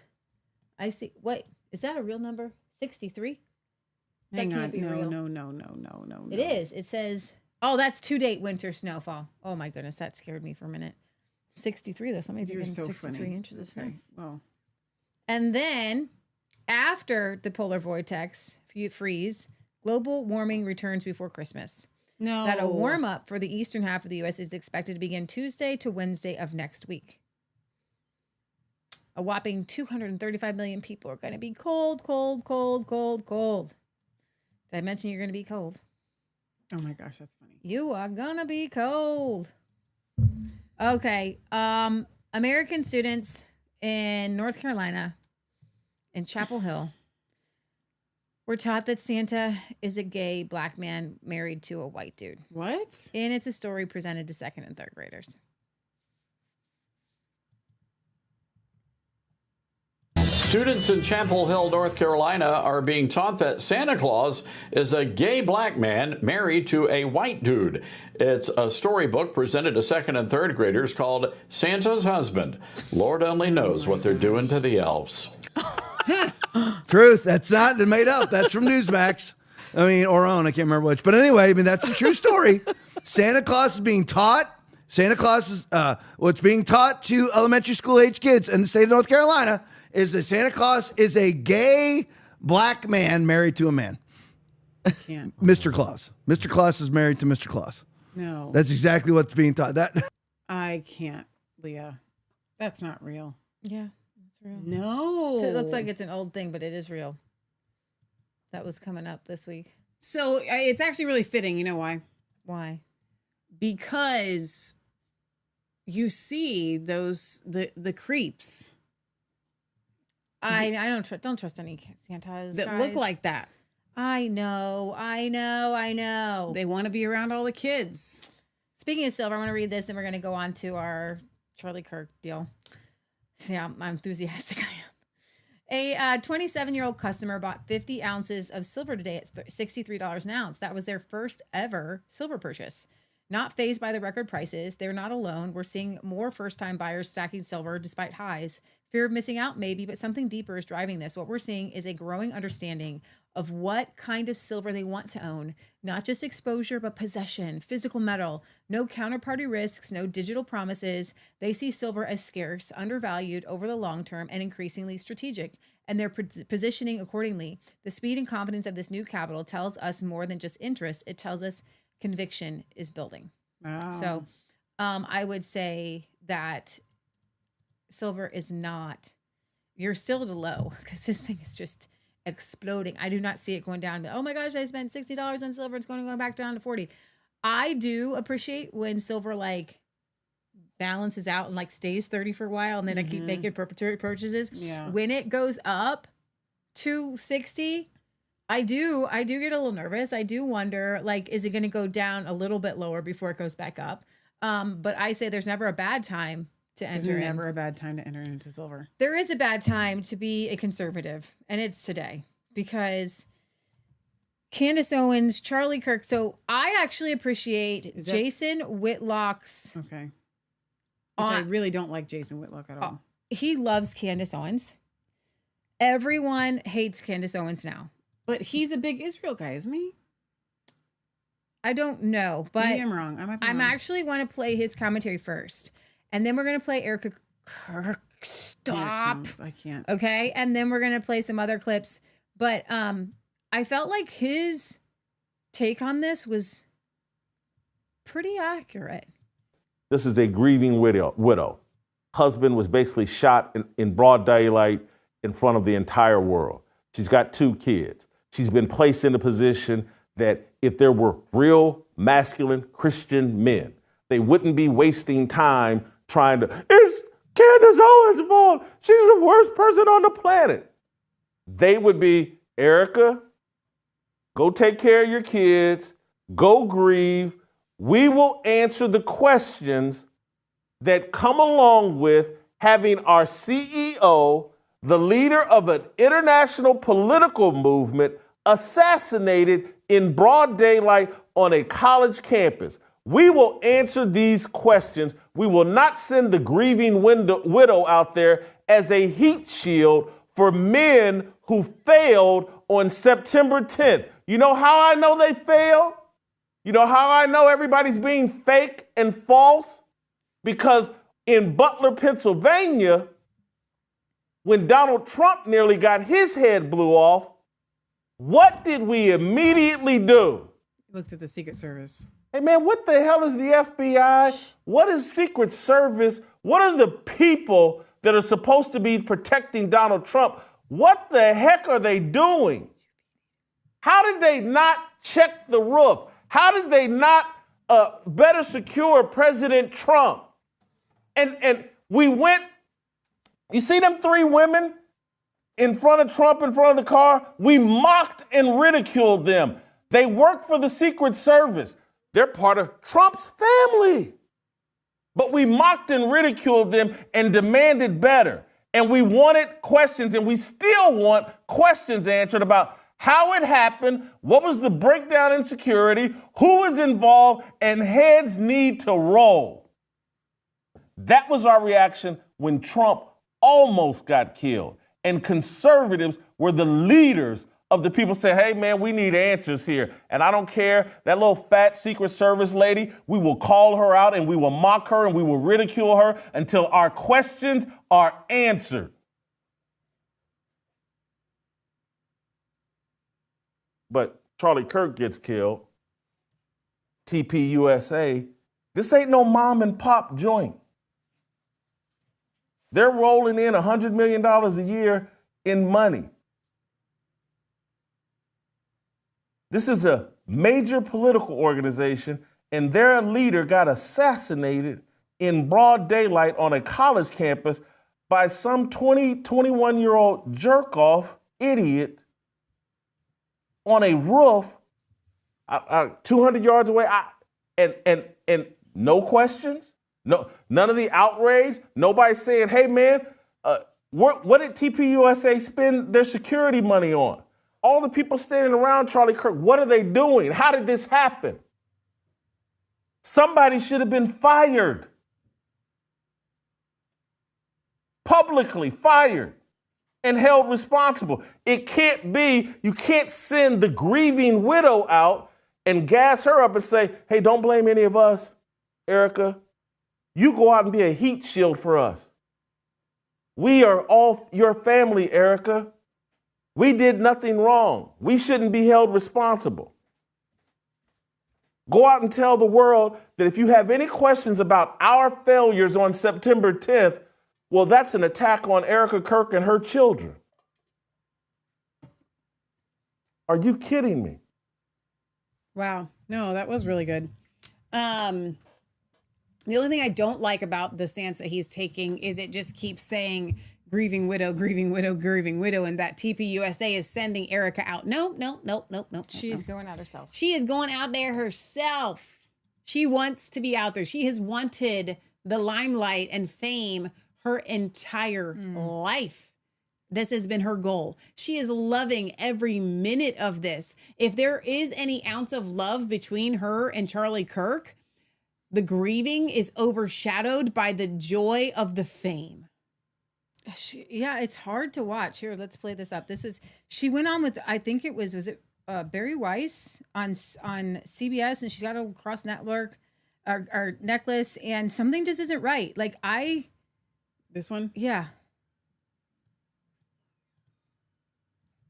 The podcaster Candace Owens, okay? Podcaster. At one time, a friend of Charlie's, at one time, an employee of Turning Point. She has been one of the main peddlers of these conspiracies, and she is making a huge amount of money on it. She is building her business off of these lies. What do you want to say to her and the other people that are putting these lies out into the world right now? Stop. That's it. That's all I have to say. Stop. So, for the podcast listeners, you can take that down because it has a bad the word. podcast listeners can't see her face.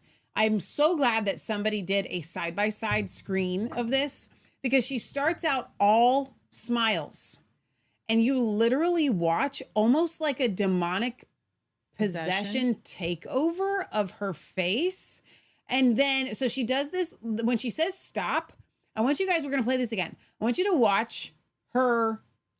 So this is honestly, I feel like I just watched a psychopath, because let me tell you that one of the tells of a psychopath is that they don't have real emotions like the rest of us. They have to always fake them. Mm-hmm. And when they recognize that they are glitching, that they are making a face that may not be normal human, they have to try to come out of it. So when she says stop and she's got this like cold, calculating, like evil glare stare, and then she like kind of comes out like, that's it. It's creepy. We're going to play it again. The podcaster Candace Owens, okay? At one time, a friend of Charlie's, at one time, an employee of Turning Point. She has been one of the main peddlers of these conspiracies, and she is making a huge amount of money on it. She is building her business off of these lies. What do you want to say to her and the other people that are putting these lies out into the world right now? Stop. She just sends shivers down people's spines. That's all I have to say. never met anybody. Stop. That's it. I never met nobody like this woman. Something ain't right. I don't care. Now, I want to play this. I would not contrast that girl with this one. Is totally different. This is her on Glenn Beck. Wait, is this a different one? A different clip. Is this, you have 2 Glenn Becks up? Yeah. Okay. Hang on. Let me find the other one. Computer, stop. In the name of Jesus. There we go. Do we happen to have That's the AI. Okay. I'm still trying to find the other. Close it. We'll do it another time. Okay. There it is. He knew to some degree and had made the conscious choice that I may be taken out early, not saying he knew that day, but that he had any inkling that this might come his way and that he intentionally chose to move forward with faith in God? It's interesting because I have unbelievable amounts of death threats. My kids have kidnapping threats, death threats. Our whole team has death threats. We knew that there was always going to be a threat, but Charlie and I we promised each other we would never live in fear. And he would say, if they're going to get me, they're going to get me. But he was not messaging people the day before saying, I'm going to be murdered. They're coming after me. Someone's going to kill me. He didn't say that. And I have his cell phone. Didn't say that. And so what I do know is that we believe in the power of prayer. And what I do know is that we believe in our sovereign God. And what I do know is that that night before, we did what we usually did before tours. We said our prayer. And we asked the Lord to protect us. And we asked the Lord that his will be done. That's what we did. Her eyes are so creepy. I can't find any pictures of her from like when she was a kid to see if that is her natural eye color. Because I'm thinking, because everything else, no offense to her, but when you're judging somebody's character, the realness actually goes over better. Like in that, her hair was not perfect. It's a little frizzy. No, but every time she looked up, her eyes did this like nostril flaring thing that I can't even do. It's like every time she looked up, it's like her eyes went like huge. It's and like then they did it again. They went they're huge reptilian, again. And somebody tell me, other people are saying that like there's something about her contacts that she wears. I don't know. I mean, but her teeth are not original. Her hair is not original. Her Botox is not original. Her eyelashes, the eyeliner. So there's nothing in us for us to, I just want to be honest, like to relate to. Like it feels all fake. It feels honestly, all a facade. Like come out as a normal person for just 5 minutes. She said that she has his cell phone and that he didn't say those things that Candace is claiming that he did say. And I'm like, I just don't believe you. Like, not that I don't want to believe you. What I mean is I don't find you a believable person. Does that make sense? I just can't. But other people are calling Candace out, and it's everywhere. It's Megyn Kelly here. We can play a little bit here from, this is Matt Walsh. That's what he said. He was on Candace Owens' side for a while, but now everybody is coming and rallying around Erica. And I can rally around the Charlie Kirk thing, but I am not going to go with you to rally around Erica. I'm just not going to do it. Something ain't right about that girl. And it was clear to me then, and has become all the more clear to me since, as I've gotten to know her more, that this is somebody with an immense amount of strength and courage. An ability to manipulate men. So when people look at Erica and say she's acting strange, I've never seen a grieving person act this way. Yes. Well, I agree. She's an exceptional person in an extraordinary situation, handling it with remarkable poise and dignity. Sure. That is a virtue. And virtue is a strange thing in our day. I'm seeing the virtue bikini model. And even if she were not an impressive person, she would still be a grieving widow. She would still be my friend's wife. And I would still feel duty-bound to support her, as I have over these past 3 months in ways both public and not. So what I am asking everybody, including Candace, is to please leave this woman alone. Let her grieve. Let her pick up the pieces of her shattered life in whatever way she sees fit. She deserves that grace. No, stop. I'm sorry. And we owe it to her. No. I have seen people say things like, what we just realized was that Charlie Kirk was holding MAGA together. Like he's the linchpin of everything. And now MAGA is exploding and Candace Owens is ruining everything. One person can't ruin everything. One person gone can't ruin everything. If your convictions are real, then the movement, the MAHA movement, I'm not going to stop talking against vaccines because Jenny McCarthy dies or because Robert Kennedy, like that's not going to happen. I'm going to continue to talk about homesteading. I'm going to continue to talk about the things that matter to me. What you're telling me is that you don't know what to believe. That every single new news story that comes your way must be funneled through somebody that you trust. That means that your convictions, and this is true for MAGA, this is true for the new conservative right.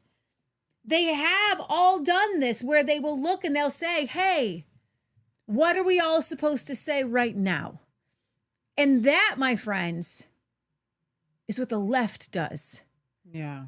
You see, I supported Donald Trump not because I wanted to go and follow him and what he said. I voted for Donald Trump because he was saying many of the things that I was saying. Yeah. That's what was so important to me. Leah, I want you to that's a friend of ours texting while she's watching live. Hi, Shannon. I want you to just give me a second, Tyler. I want to read your guys' comments because I know you have a lot to say about all this too. Which these are really good comments. Earlier, Sherry says, college is the gateway to debt. We were fed a scam. End of 1990s, we made around $17 an hour with 2 incomes, and we were able to have a mortgage and 2 vehicles. We weren't high on the hog, but we could survive. Wow. Jim says, go to 1,000 Lights and order C7 lights and cords. Those are the old Christmas lights. Sherry Kula says, hello, everyone. Just got home from skiing with Paisley. Oh, that's awesome. I want to go. Lots of snow and very cold. I only have to say this about our country. Pray, pray, pray. Amen. Jim says, that is the thing. The men around Charlie didn't want to answer any of Candace's questions. That is why I have a problem with Turning Point USA. Why didn't they have drones to look at the roofs? Yes, Erica is their heat shield. Is she the dominatrix wife? Lorraine says, I felt the exact same way, Michelle. Demonic psychopath behavior. Jules says, I don't think it's demonic. I think it is her programming as MK Ultra programming. I do think it's demonic. I think it's both. Jules says, Lorraine says, something switched or took over her at that moment. It could be MK Ultra. Stop. Nana says, I do agree it's MK connected, but it's also demonic at its core. It's weirdly intermingled. Well, here's what's weird. Watch, try to do the stare yourself. I can't. But the rest of your face moves with it. When you're trying to do something, your lips purse, your eyebrows go down, but it's just her eyes. How did she do it? I don't know. It's just creepy. Their eyes. Like if I'm going to give somebody a death stare, it's going to be. Lorraine says, my thoughts. I'm not even a Candace fan, but I agree with a lot with what she's been exposing, especially about TPUSA. Well said. Jules says, it is intermingled, but I'm seeing word phrase triggers with her, which would be more programming. Sherry says, sounds like a well-crafted statement. Sherry Kula says, I agree with Leah about Erica. Maybe if I never saw her eyes and just listened, I might be able to believe her. Yeah. Lorraine says, but she's not a grieving widow. She is a CEO running TPUSA. Dentist Sherry says, leave her to grieve, but she isn't staying home to grieve. Well said. Jules says Erica is a Black Widow. Jim says she protects Turning Point USA. Let her move out of the way so she can talk to Turning Point USA. Let me go over to YouTube and see if there's any comments over there. Dale Jones. Kathleen says, I'm with you, Leah. That was about something earlier. He says, deport all non-Americans. What happens to people's pensions once the dollar collapses? What about Social Security and military pensions? I have no idea. That's a giant question that we all should just pray over. If the dollar collapses, you can pay off your debts with monopoly money, which the US dollar will become. That is probably true. Ballistic Mystic says, we used to get Colombian gold for $50 an ounce. Wow, that's crazy. Over on Resistance Chicks YouTube, it says, okay, then step down as CEO. Yes. That's Bilderberg Group. Says Buzzy says Erica Kirk made Charlie Kirk completely public after his death. Erica Kirk sounds like Joe Biden. One word, don't. Bilderberg Group says Candace doesn't have a theory, just questioning the story. Buzzy says thank you, Resistance Chicks, for showing us Erica Kirk. Kathy says, interesting, the interviewer of Erica characterizes Candace Owens as, quote, making millions peddling these lies. Who is being interviewed here? Good question. Bilderberg Group says, I gave Erica time before I made a judgment call, but she didn't. Let's see, they wanted our attention and now they don't. Well said. Buzzy says, I agree with Candace Owens and Alex Jones. Just checking a couple other places for comments. I know you guys have been leaving them, so thank you. Over on Facebook, Joanne says UBI will come in. No way you go, Candace. Don't stop. It's about time some truths come out. Joanne says, I live in Brisbane. Beautiful one day, perfect the next. Haha, that's QLD logo. Keep warm as you can. I can't even begin to imagine that kind of cold because she's in Australia.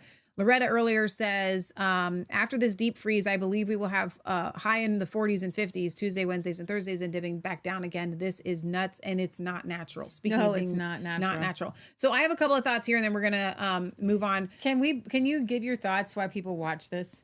The eyes? So maybe. Her left eye. It's AI. It's something weird. It's not, she's glitching. If you have proof that this is fake, that's fine. This cannot be real. No. Her eye turns into a reptilian slit in the front. It says the haze could be contact lenses. Is there music to it or no? Or is she talking? Can't seem to hold her form. I don't know what it is, but I have an easier time finding the flaws in her technology than anyone else. Her eyes in general just don't look very human, but this is her interview, like more recent with Fox and John Hannity, I think is his name. Are her pupils too big? And there's just one part in particular we're about to see where you can just full on see the slit in her eye. Right there. Her left eye. Here it is again. Is that real? And again. So you can quite obviously see the pupil change. I'm not even one of those reptile people. I don't even believe in it, but I do believe in the demonic. You know what I'm saying? I believe in the demonic. Everybody says there's something different with her. Like Melania has interesting eyes. Piercing eyes, what you would call them. But not like hers. Like something right. Something is glitching. Shannon says the answer, I have his phone. My husband on a day with a busy job can have over 765 text messages in a day or hundreds of emails. I wouldn't even know where to look for those text messages or emails. That's well said. I'm sure that Charlie got plenty of text messages. Exactly. Thank you for that, Shannon. So my thoughts are, and I don't know if you have any more, and it's fine, we can play whatever, but I don't like Candace. I don't like her. I don't even like what she's doing. I don't like the way she does it. She annoys me. She irritates me. Candace came out and but again, it's like you making me support Candace. I'm not supporting Candace, but I am saying that there is something that is not right about this woman. There's something that's really, really wrong about the money surrounding TP USA and those that got it. And I think that they are scared. And earlier, I think Lorraine had said she thought that Erica was Charlie's handler. I couldn't agree more with that. Like, it's creepy. I don't trust this woman. She seems soulless. She seems like a psychopath. So whatever that means for Charlie, whatever that means for Candace, I don't know. All I know is that this woman I don't trust. And I don't necessarily see Candace calling out Erica Kirk. Well, she did the other day because Erica called her out. Finally, but before that, she didn't. Okay? but all these fake tears, and that's old. No, this is just new. This is from the you're cameras kidding. in the room. Really? I can't. That's from November. Yeah. Okay. So like all of her emotions, they seem contrived, they seem weird, they seem fake. And why? I'm gonna tell you my reasoning for why. A psychopath who does not have emotion, by the way, their worst nightmare is to be put on display for the world to see you hurting and grieving for the love of someone else. Do you want some good news? It's not real. Jenny McCarthy. I'm not a big fan of her. I know she's been anti-vax. I know that she's, been kind of a bimbo-y type figure for a while, MTV and everything. But she is in an interview, and she says that Charlie Kirk helped her to become more devoted to Christ. She said she's always been a Christ follower, but she's really trying to follow God and the Bible now. Oh, wow. And just since the death of Charlie? Yes. Oh, that's interesting. And the timestamp is here. So I just want to play it. And I think that this is, if there is some good news. It's interesting you bring up Closer to God. After Charlie was murdered, you posted yourself listening and singing worship music. Yeah. I ugly cry like Kim Kardashian, so. Why do you get emotional at that? I won't be able to talk at the same time. I'm not embarrassed to cry. I just give her a tissue. I don't even need a tissue. I don't even care. It was so sad because the work he was doing was so good. And it's amazing to me how people really do have two realities. Because there's a certain group of people in the world that were fed only one narrative of Charlie. And they really, to be fair to them, they didn't see the other side. They were fed one narrative, and that's what they believed. But if you know what Charlie was doing, you would know it was such a gift. And it was so good to, especially, I understood his journey so much in terms of putting yourself on the line. Yeah. I personally understood what it was like to get threats. I've been threatened my whole career and since I've come out. And I know that courage it takes to stand in front of people, to tell your truth, to go on shows, to get beat up, to get trolled. So I had such respect for him. And when he was shot,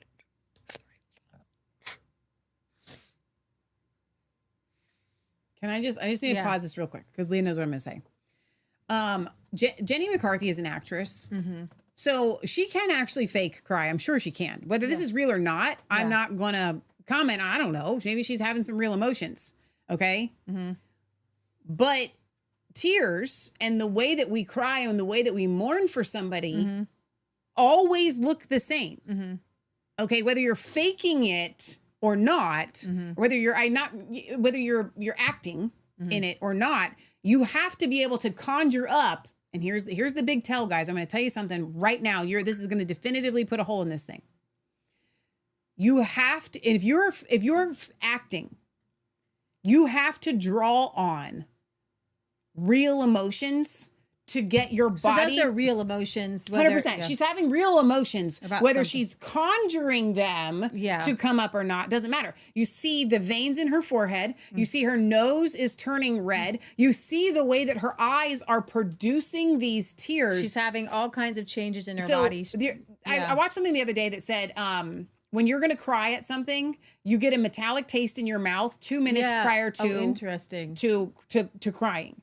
Your whole physiology changes to produce tears and to cry and to mourn. It's not just a little water that comes down. So this is what it looks like when your body produces emotion and tears. Mm-hmm. Erica has never looked like that. I know. In the entire time. She gets tears that fall down her eye. And so what I'm saying is a sociopath doesn't have the ability to have that level of tears. to like feeling. that, They don't to really they feel don't it. have the feelings that we feel. Exactly. And I think she might not be a psychopath, but she could be a sociopath that just doesn't have the feelings that we feel. Right. So I wanted to point this out, like whether she's conjuring this up a little bit or not, her body is having a physiological tear and emotional reaction, even if she's pulling on other things to make it come. And she may just be really feeling this. I don't know. That's not the point. The point is that Erica doesn't have this. Being in this building is really hard too. Yeah. Sorry, you guys. I'm only covering because I do have that ugly Kim Kardashian cry. Thank you. I was so broken that I was like, when he was shot, I prayed and prayed and prayed. And then I was calling like every doctor I possibly could saying, tell me that this wound is something that could be healed. And, I kind of knew it wasn't. And it was such a dark day. And it's still a dark time, I think, for so many people, but yeah. Sorry. That's okay. But let's talk about the good, because I'm like, stop crying. With every horrible thing, if you find the good, it can help you move forward. Look at the mass awakening. Look at how many people came closer to God, even including myself. Can you talk about that? Yeah. I mean, I've always been raised Catholic. Always had this, with Evan, I have a very deep relationship with God. Some people have to work really hard to hear him. I've got a direct line. I mean, Jesus is my homie. Like, I've always been a follower of Christ, but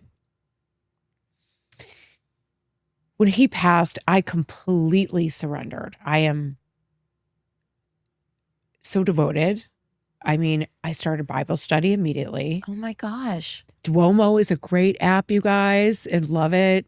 Donnie and I have you can follow Donnie's post too. We just have become devout since Charlie's passing. So are you guys going to church together? Well, we're not even in the same state right now. We live in different countries because of work. Yeah. Oh no. Okay. So, no, we attend different things. But I absolutely feel, obviously, that I feel like Charlie knew exactly what he was doing. Yeah. And I know now that he knew the sacrifice he was making. And watching his memorial and feeling it, couldn't you feel it around the country? You guys, around the world? Like, I felt it, the mass awakening. Oh, 100%. And the people that you get it. And I think we did. And there was, and I hear it all the time. There was some draw to God. Yeah. And I feel like he was martyred. Okay. I do think that he had bad people around him. I do believe that the people around him were skimming off all the money off the top and the bottom of Turning Point USA. And I think, honestly, guys, this is my real opinion. I think that Erica Kirk wanted Charlie, but not for the reasons that Jenny McCarthy would marry Charlie. Looks exactly the same fake, no offense, face, hair, eyes, looks just like her. But if she were married to Charlie Kirk, what are her emotions going to look like? Yeah. Well, she's not going to be able to even talk, though. That's what I kept saying. Like, I feel like there's a real person inside of there, even if it's a little bit shallow and narcissistic. It's going to be real honest so we're trying to do body language here with Jenny McCarthy, right? I feel like if she were married if her husband died. Yeah, that's a better we would way of actually putting it. see we would see emotion because, they're actually kind of. She would probably wear sunglasses because she wouldn't want people to just see that she's just a giant mess. puffy mess. And it's like at this point, Erica is now, here we go, we watch this. She's selling a book, and I think Charlie's book on keeping the Sabbath. So here we go. No, Leah. So they're bringing in more money. They said they raised more money in 1 month than they usually do in a year. And now she's going to be making more money. She loves money. I'm telling you guys, she loves the lifestyle. She loves money. And that's why she wants Candace to stop. Okay? They want to continue on with the money train, not Charlie's. This book is very personal to me because these are Charlie's last words. And I feel like they were almost directed to me. And he's basically saying, stop. The world does not revolve around you. You need a moment to breathe. You need a moment to recalibrate. If you are so filled with busyness and the noise, the Lord cannot use you. So please rest, be with the Lord, be with your family, and just know that there is so much more out there than the little busyness that you find to be drowning in it sometimes. So This that's book is even weirder that that's the name of the book, and then that just so happens to be the word that she chose to say to that lady. Mm-hmm. Stop. I know. Weird, isn't it? It's like, it Stop. feels like a alliteration to get people. I would tell her stop. It's like another like MK Ultra. Okay, where did I hear that word stop? Oh, I heard Erica say that in the book. Stop in the name of God. Okay, but and she's always talking about how it was so great that Charlie, you know, took the Sabbath and all these things. And here's the thing. To me, yeah, it lends itself to the Jewish conspiracy or whatever. Because Jesus is our Sabbath rest. And God wants you to rest. And so you do want to rest. But Jesus is our Sabbath rest. And it doesn't have to be Friday to Saturday. It doesn't have to be Saturday to Sunday. Jesus is our Sabbath rest. Rest in him all day, every day. So it feels like, to me, this is very corporate of them. Hey, I think that we want to release this book. Okay, that sounds like a good idea. But if we're going to release it, like, Christmas is almost here, and we should really, like, capitalize on Christmas sales. And so we really have to rush to get this out so that we can sell it to people for Christmas, because it'll make like the best Christmas present. Because like once Christmas is over, then not as many people will buy it. So let's rush and get it out there by Christmas. Well, what about next Christmas? Well, no, if we release it next Christmas, then like the momentum behind Charlie's death will be gone. So like we have to do it right now. We need to get something out there to get people so that they can buy this for Christmas. Like that's what it feels like. This feels very rushed. The whole like, you know, when they do the Turning Point USA dinner, they did that. And it was like, excellence is what Charlie would have wanted, you know, spending tons of money on this and tons of money on that. And maybe Turning Point has done a few things here and there, but for the money that they raise in the millions of dollars, what are they doing?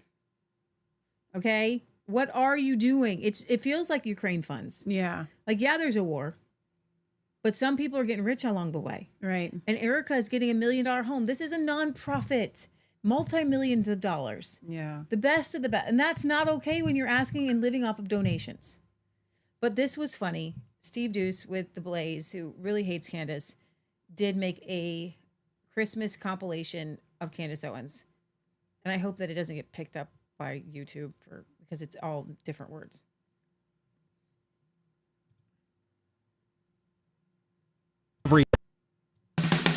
Every generation has its signature voices, whose singular name echoes throughout every holiday season. Bing, Sinatra, Elvis, Mariah, and now, Candace. Dashing to the bank, thanks to my engagement ring. I'm a grifting tool, laughing at you fools, ha ha ha! That's right, it's Candace, as you've never heard her before, bringing you the fullness of joy this Christmas with her trailblazing flair and brutal honesty. Nothing says, trust me bro, this time of year quite like a Candace Christmas. That's Candace, you gave me your clicks, but the very next day I sold out anyway. This year, for even more fame, I'll try to frame Josh Hammer. It's the most profitable time of the year. There'll be podcasts for hosting, former friends for roasting, and plenty of gullibles to deceive.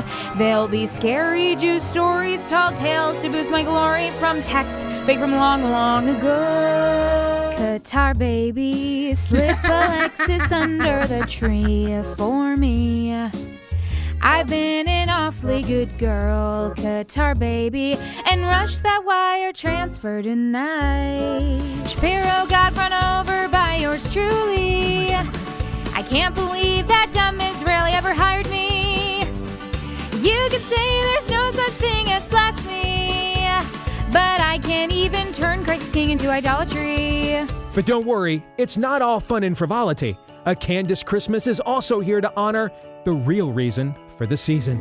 Listeners, did you know that I'm playing you and your double-digit IQ? Listeners, did you know there's nothing I won't say and nobody I won't betray? Silent night, no Jews inside. I'll be calm when the Zionists are gone. But that's not all. This collection has so much more to offer. Like, baby, there's Jews outside. Rudolph, my favorite SS agent. You're beginning to look a lot like incels. Little Groiper boy. Oh, little town of Tehran. Joy to the bots. I saw Macron kissing, whatever the hell that was. The Jews are trying to kill me again, send money. What time zone is this? And Happy Christmas, the grift is never over, and more. So what's very interesting is that these people are doing the same thing. Mm-hmm. In that I look at Candace and she is a clickbait lover. She is so good at what she does. She's good at it, yeah. I believe that because I saw the interview where she interviewed Andrew Tate. She knew better. Mm-hmm. She knew better. Yeah. She knew better.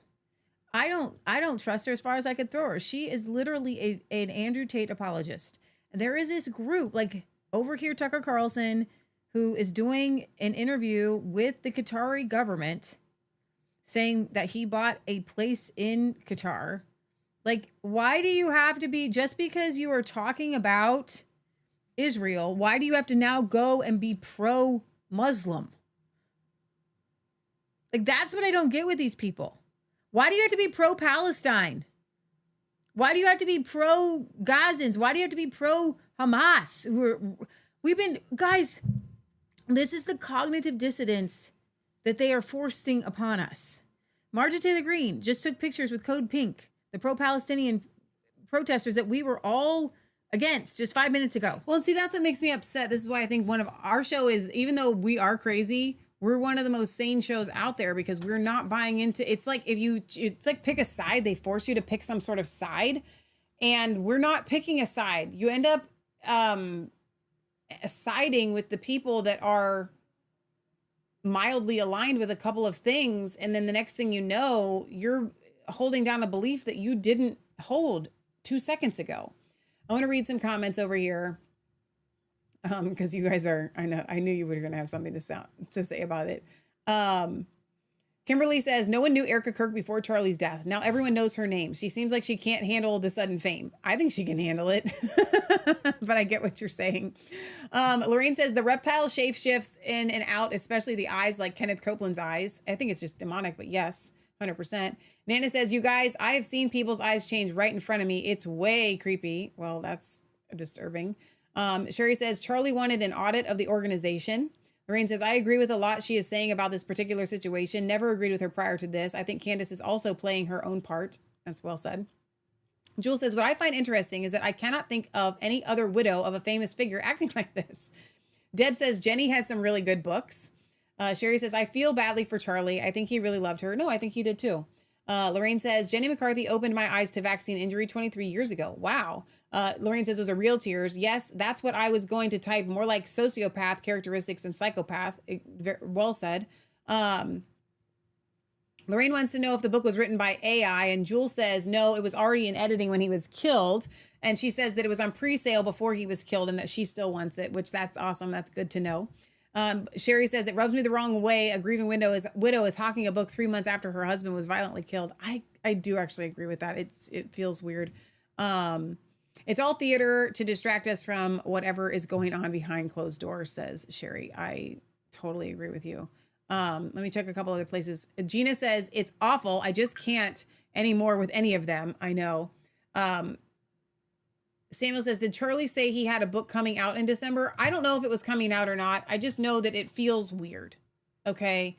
They are so money hungry right now, and they are capitalizing. So everything that they're accusing Candace of, they are guilty of. Full stop. And I feel like it's more like a gang or I don't know what the right is. That's not a sorority, but a clique where it's like, Charlie was ours, Candace. And if anybody's going to make money off of him, it's going to be us, not you. Like, that's how I feel about it. Now, Candace, on the other hand, is definitely making a lot of money, but she had a really good point. I'm not going to play this clip, but I watched her make this point in her defense of the interviewer that was interviewing Erica, asking about Candace, and what was the exact phrasing? Building her career off of Charlie's death. And Candace said the same thing that I was thinking. Candace built her career off the back of Alex Jones and then threw him under the bus. Her career was already built. People were already watching her. They were obsessed with the Macron and Brigitte and, you know, his wife being a man and all this, that, and the other. Like, Candace didn't need necessarily another grift, but she is a grifter. She does find things that get her lots of clicks. So Candace is doing what Candace has always done, which is push the envelope and make wild claims to get clicks. So she's not building her career on Charlie Kirk. Her career is already built. She's like the biggest name in town. Okay. One of, right? So that is absurd, that statement right there. But does it change the fact that Candace is doing this? And I'm sure she loves the numbers and she's making lots of money on this. Yeah, that's just what she does. Samuel says, seems like I saw a reel of him telling a college girl his book on the Sabbath was coming out in December. And that's fine. But it just still feels weird, right? It's like a cult or a secret society, Lorraine says. Well said. So there we go. That's all I got. Okay. That's the end of the story. That's the end of the show for real? Yeah.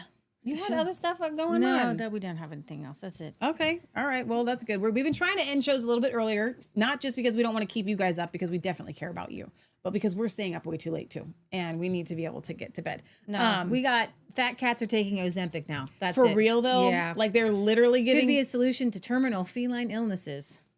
Do you have that up? Yeah, New York Post. Hang on. I want to show them that. That's actually funny. Please don't give your cats Ozempic. Oh, Leah. Chubby cats, it gives them hope for their, Wet food will lower your cat's caloric diet. It's the dry food that puts on the chunk.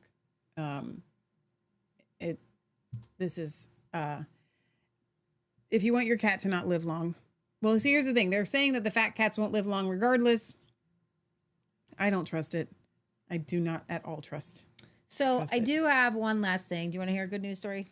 Yeah, we need it. A family in East Idaho received huge Christmas blessing from a Secret Santa after a terrible accident severely damaged their home. A mere 6 weeks after having her baby, Emma's family home was involved in a car crash in East Idaho. A truck ran a stop sign and ended up slamming into the house. Wow. While she was in the next room nursing her newborn, the incident wrecked the structure, leaving shattered windows, destroying a load-bearing wall, rupturing water lines, and also causing flooding. Load-bearing walls support a structure and evenly distribute weight, according to Con Roofing. So no one was hurt in the incident, but the headache continued because the driver's insurance and the family's home insurance are with the same company, trapping Emma's family in an insurance stalemate. What? The family has struggled to recover after their residence was deemed unsafe. They had to move out for a time while the repairs crawled forward. The entire ordeal has put significant stress on the young mother. And so East Idaho's news team cheered them up and brought them a check to help them out. No. Hello there. Thank you for watching today. I'm Nate Eaton here with Josh Johnson and Jordan Wood. We are in Rigby, Idaho, and we have a surprise from an anonymous Secret Santa. Some gifts inside these boxes for a woman, I should say, named Emma. Just a month and a half after welcoming her long-awaited rainbow baby, Emma experienced a devastating accident. While her husband was away working a shift as a Pocatello firefighter, a speeding truck ran a stop sign and ended up leaving the roadway and crashing directly into her dining room. The impact shattered windows, destroyed a load-bearing wall, ruptured water lines, and caused flooding throughout the entire first floor and down into the basement. To make matters worse, the driver's insurance and the homeowner's insurance happened to be the same carrier, causing a conflict of interest that left her essentially unrepresented, or at least you don't have one insurance company fighting on your behalf. Initially, their home was deemed unsafe due to structural damage. The insurer approved a temporary Airbnb, which has offered some relief. But after a couple of months, they were forced to move back into the home once the water lines and heat were restored. The shattered load-bearing wall, though shored up on the house, is still only covered with plywood. And there's a lot of things that need to be done in the home and a lot of repairs that needs to happen. And so Secret Santa wondered what he could do for the family. So we have a couple things. One, they're driving a lot back and forth to get these things done. So Secret Santa got him a $1,000 gas card. Also got them $5,000 in gift cards to Fred Meyer so they can get things for their home. And we have a $5,000 check from Secret Santa inside the box. Now we understand that she is right now at a friend's house and we are going to go and surprise her. That's a surprise if they're not going to show up at your house. Hello. Hi. How are you? I'm good. Good. We're looking for Emma. That is me. Okay, but Emma, you don't live here. No, this is a rental. Oh, Airbnb. You're an Airbnb, so this Yes. is where you're staying. Yes. Because of what happened. So we had our baby in July, so I'm gonna cry. And then in August, a car hit our house, and it's just been a lot.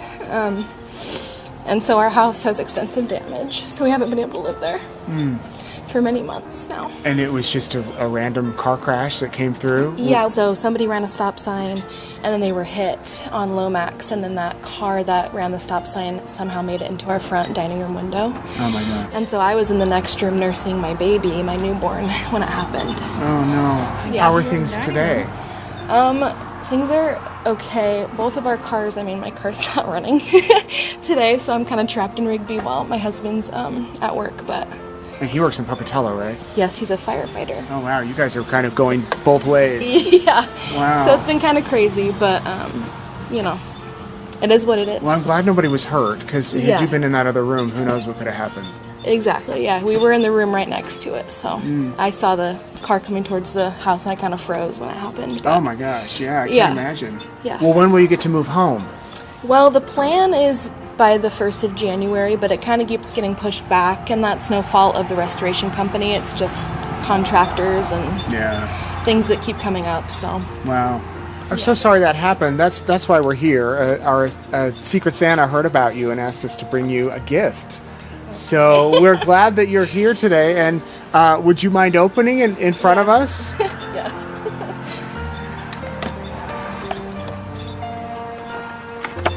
Do you want me to say what it is? Yeah, you can, or I can explain it if you Okay. can see there.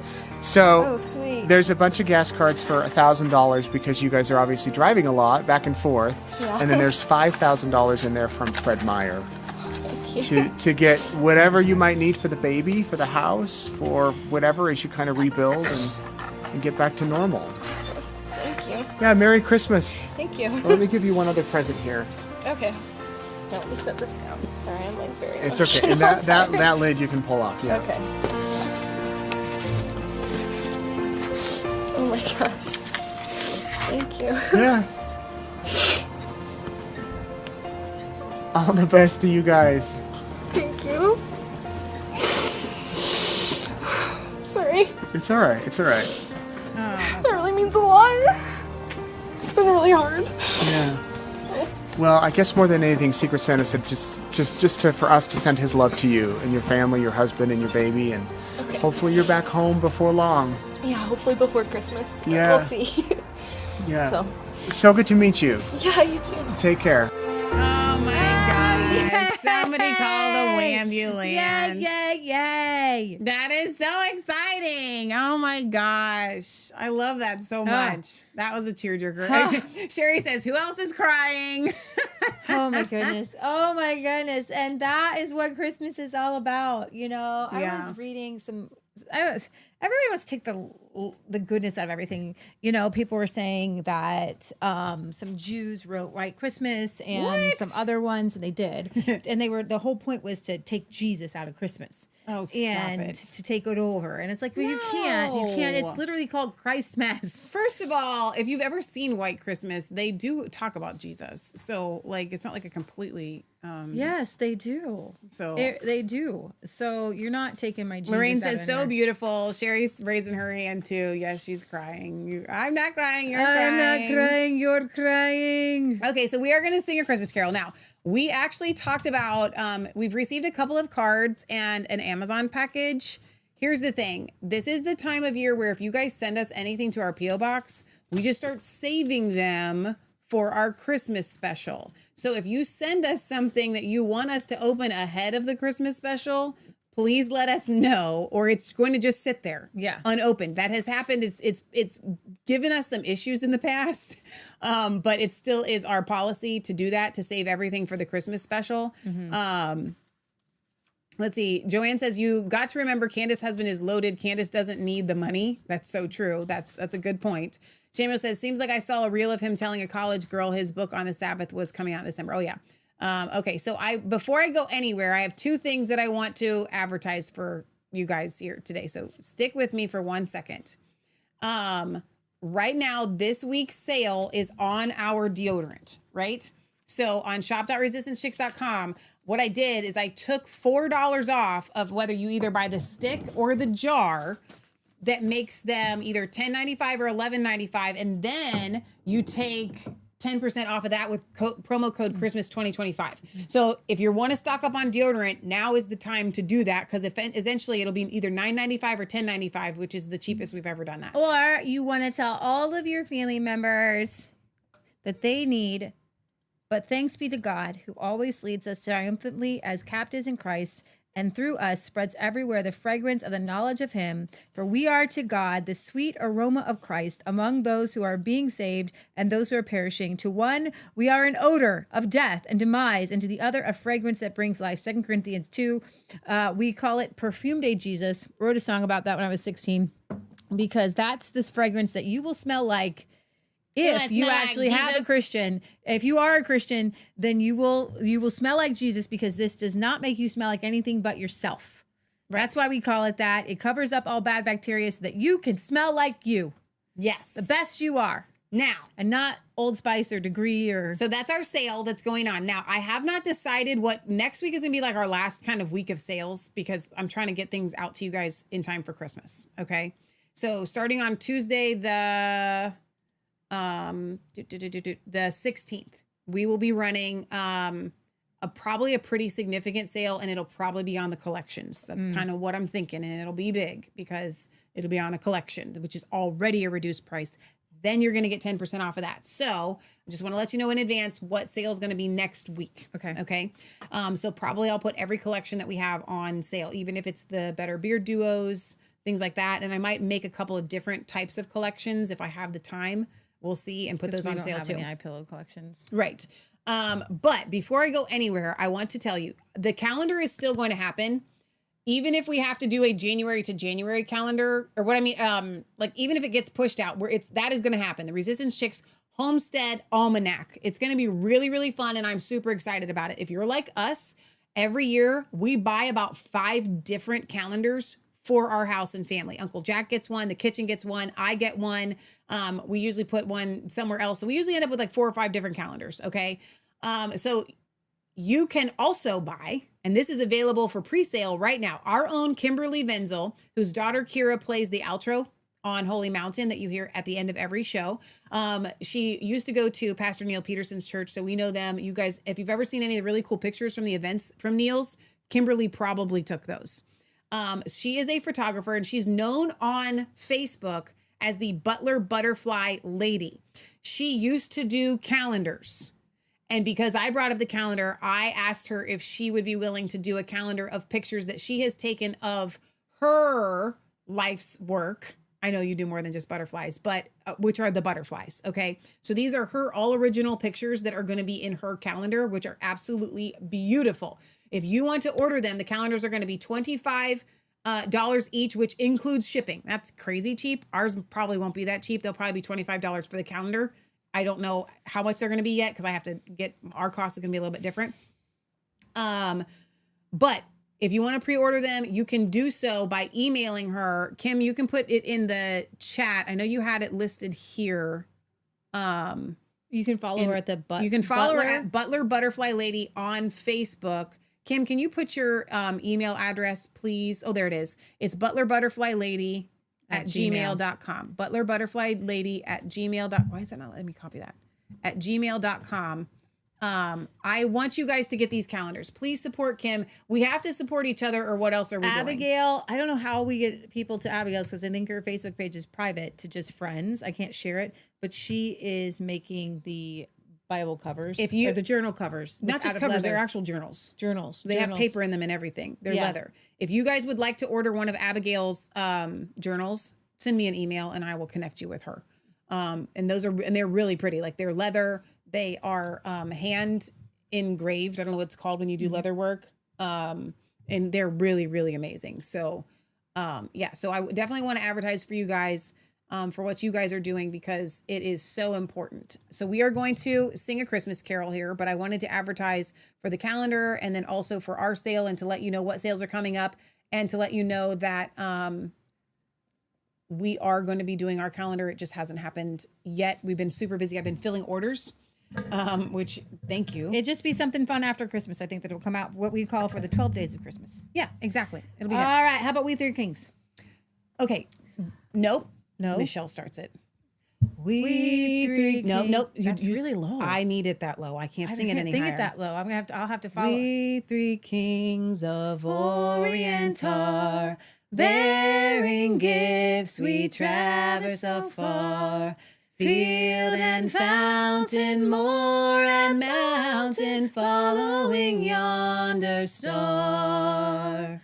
Oh, star of wonder, star of night, star with royal beauty bright, westward leading, still proceeding, guide us to thy perfect light. Okay, we can bring it up a little bit. Try again. Why? That's good. We're doing good. No, it's like a harmony. It's fine. It's not a harmony though. That's not called harmony though. We're both singing the same notes. Born a king on Bethlehem's plain, gold I bring to crown him again. King forever, ceasing never over us all to reign. Oh, star of wonder, star of night, star with royal beauty bright, westward leading, still proceeding, guide us to thy perfect light. Frankincense to offer have I, incense owes of deity night, prayer and praising, all men raising, worship him, O God on high. Myrrh is mine, it's a bitter perfume, breathes a life of gathering gloom, sorrow sighing, bleeding, dying, sealed in a stone cold tomb. Glorious now, behold him arise, King and God and sacrifice. Heaven sings, Alleluia, Alleluia. The earth replies, oh, star of wonder, star of night, star with royal beauty bright, westward leading, still proceeding, guide us to thy perfect light. Westward leading, still proceeding, guide us to thy perfect light. That was good. That was actually in a good key. There we go. Oh, come, Emmanuel, and ransom captive Israel that mourns in lonely exile here, until the Son of God appear. Rejoice, rejoice,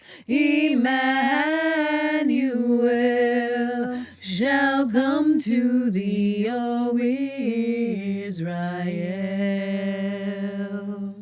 O come thou day spring, come and cheer our spirits by thine advent here. I don't have these lyrics up.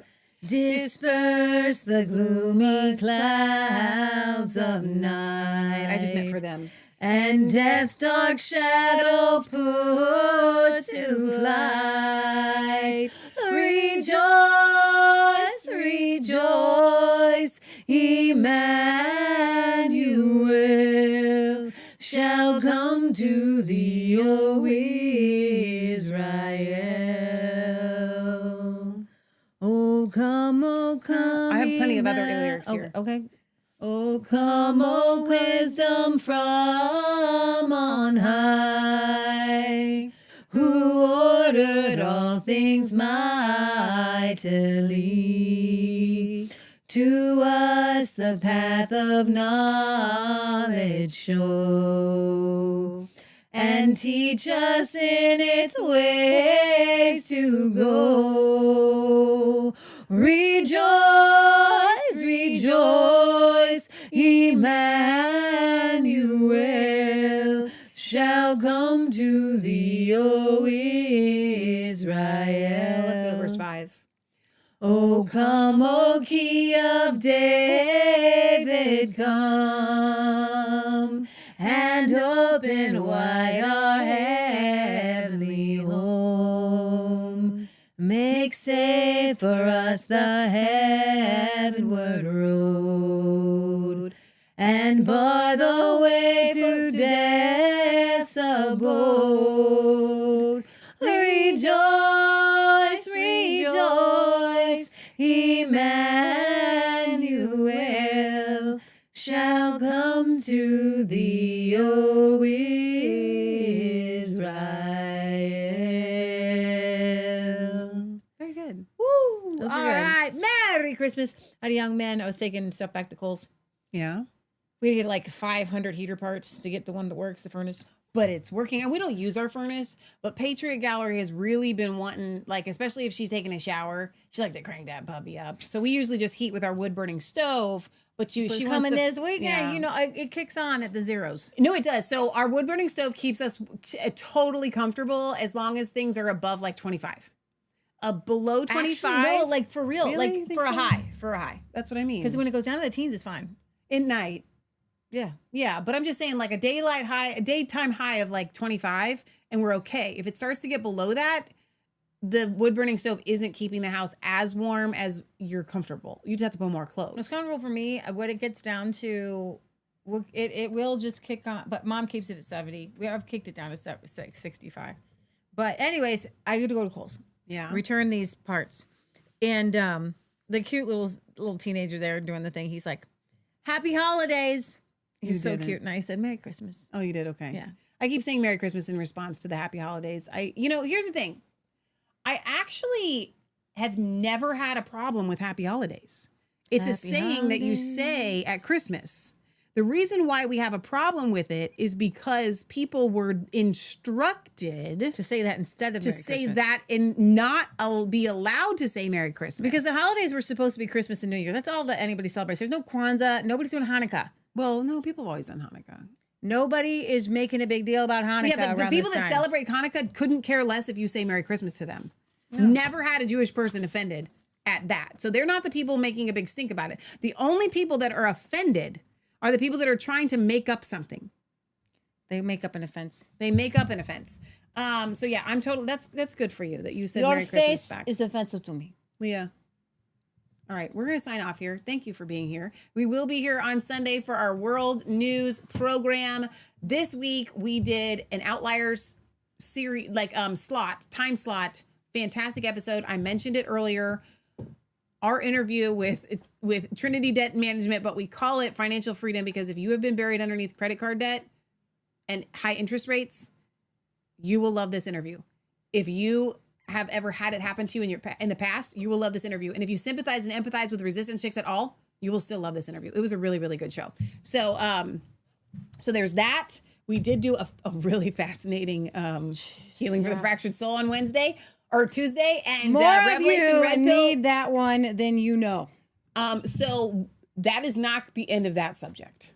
We are schizophrenia. It's more people are schizophrenic than you know. There's 1 in 100, and you're probably that's a minimum. I believe it's probably way more than that.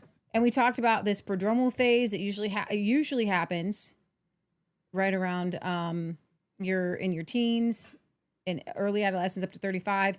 But I was listening to a show where a woman was saying that a lot of women, low estrogen, it happens. They can get schizophrenic. They used to lock women up. I know. For hysteria after because menopause. It's adrenal. So they're starting to have hallucinations. I'm not saying that Michelle's healing for the soul is going to cure anything, but what I have come to realize is that the 2 times that I had mental breaks, I believe that if I did not have God, this, and Leah, okay, and my family Just supporting me, keep you from tipping over. I think because if you go into that adrenal fatigue, it turns into adrenal shutdown, which then I believe and so the leads symptoms to schizophrenia are hallucinations, hearing voices, and being paranoid and disorganized thoughts. But it can masquerade just as depression and failure to thrive. Most of us think that those things are like genetic or that like something neurologically is going wrong. No, I don't think that's it. Actually, it's hormonally wrong and vitamin wrong. So actually schizophrenia is like more of a vitamin hormonal balance mixed with trauma. And it's triggered by, because it's the high stress that causes your system to shut down. Okay. And so I was talking to somebody today, and they had just been told that they were autistic, and they were really excited about this diagnosis because they're like, oh, now everything starts to make sense. And then I'm talking to them and I'm telling them about Tuesday's show, and they're like, hang on, we need to talk. Because now I'm putting words in their mouth, but essentially our conversation was he's had the voices and some So I think that I've been scouring my brain, and so many people that I love that are fully functioning, amazing members of society. You're normal. You're fine. Stop thinking that there's something like literally wrong with you. These people have schizophrenia, but it can be healed. God can, not just God can heal you. There are physical answers as well. And we're going to dig into, this is going to be our Mr. Holland's opus. All right. This is going to be what we dig into because so many of you are affected by this. I think I went into what was going to be a schizophrenic episode, which thank God did not end up getting that far, but was going to. Okay. And so I think that it's totally misunderstood. The person that I was talking to today, you know what they said to me? When I first mentioned this, they said, so what is schizophrenia? They didn't even know. So what we do is we have this, we put it as para. We don't know what it is, so we don't talk about it. In the movies, it's actually more people you're walking around. You're just it's less conspicuous than you will ever know. It's oddities. Yeah. It's people that maybe they write things on social media and you don't quite understand them. Exactly. Maybe it's a lot of conspiracy theorists, the Q people, ton of the Q people I would say almost all of the targeted individuals. Yeah. Are all schizophrenic. Yeah, but it's not your fault. Like it's not. Yeah, so they there's think nothing. the FBI is following them. They feel like the CIA has them. I know, like literally in the past 2 days, I have been texting Leah names. This person, this person. As soon as I text Leah their name, she's like, oh yeah. So I want to go on I am so happy because I'm like, okay, we can go on and let's fix it. Right. Let's fix it. And that's what we're going to do. That's what Resistance Chicks are going to do. You guys can pray for us.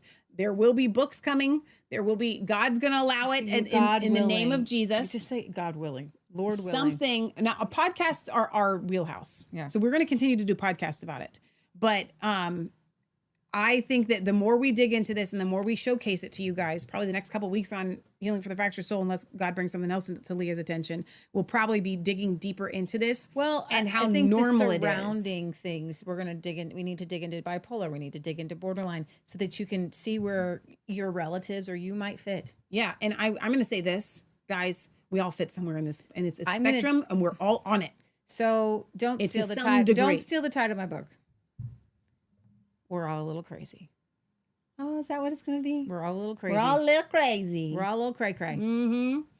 Lorraine says, Jesus got my back in front and angels hedged about on every side. Amen. Chris says, I need to keep the oil of joy on my thyroid and behind my ears. Thanks for sharing this blessed recipe. Oh, that's awesome. Praise God. Lorraine says, it's a nutritional deficiency mostly on top of a bunch of other traumas and lies on top of it. And then, and here's the thing, why I believe that God's called resistance chicks to do this, and we'll end with this. Then you throw in the demons. Yeah, and then and they're there too. So it's like nobody's addressing this from a full frontal, the nutrition, the demonic, the trauma, the hormones. I've never Stress. seen anybody put all of that together to address these things. No, the deliverance and that's what we're doing. people are not allowed into the other side. No, exactly. And the deliverance people don't go into the other side, like, and say, hey, that's what I've often felt like when we've had prayer requests for people. I'm going to give you like actual answers before we just start praying for a miracle. Yeah. Because you need to have the hope that I have found that like when I'm praying for people, like it my God gives whole actual answers. no, not even God, but like I'm like, hey, let me address this practically first. That's good. Yeah. You know, Lorraine says, we're peculiar people, not crazy. Okay, but it's a good title for the book. She says, I'm applying my healing for the fractured soul oil right now. I just did actually, because Leah did it before the show. So without Christ, and there's a lot of scriptures on this. It says that as they refused to retain God in their knowledge, he gave them up to reprobate mind. Yeah. And so the only parts of our brain that are crazy are the ones that are the parts that aren't renewed. Amen. That's good. So we're all a little crazy because we're all on a journey to Christ and renewing our minds. So every day you're going to find, that's a part of me that doesn't really know, like not driving with God right now today. Yeah. So let's renew that part of my brain. That part is a little crazy. That's true. That's so good. Kathy over on Facebook says, what about parasites found out? Oh, and then there's the parasites too. When people get cancer is because of parasites. Once they detox, the cancer has disappeared. Yeah. So then there's that aspect too. That's would be where I would put in the nutritional category that we're talking about. Yes. So we're not going to dismiss that either. And I'm going to do a parasite cleanse. And I am trying it on myself first. Methylene blue. Yes, I just took some today. My pee is green. And I have noticed an uptick in motivation that because of stress in my life used to be there. And so it was like a little bit, it turns it on a little bit. I've also found that like if I stop a day, it's kind of and I don't really feel a difference like the next day. And then I feel it better if I've stopped a day and I take it the next day. So like every day doesn't work as well company that as, I like, got every ours other from, day. They said to take it every 3 days. Okay. So I've been taking it about every 3 days. You don't really notice the pick me up the second day, but then I noticed that if I keep taking it every day, it's not as much. Okay. But then but I don't know. I'm trying different, you know. Yeah. All I know is that I did have brain fog for a while. Now I don't, but that's from a bunch of other things too, I think, that have helped. All right. We love you guys. God loves you. God bless. Sherry says, I'm doing a detox in January. That sounds good. Lorraine says, okay, I'm a little touched, but I got the mind of Christ. That's a good title. That's a good title. Lorraine says, take a parasite killer daily, BSO, black walnut hull, and pumpkin seeds. No, that's good. Those are all really good things. Don't forget, if you want to order your calendar, butlerbutterflylady@gmail.com, butlerbutterflylady@gmail.com. Pre-order your calendar now. You can still get our calendar when we put ours out. It's going to be completely different. You definitely need more than one. These pictures are beautiful. I'm getting this calendar, which I'm super excited about. I haven't pre-ordered mine yet, Kim, but I'm going to. So very, very excited. We love you. I think I said that already. We'll see you next time right here from resistancechicks.com. That'll be Sunday for our World News program. You guys are amazing. And I hope that you have a wonderful, blessed weekend.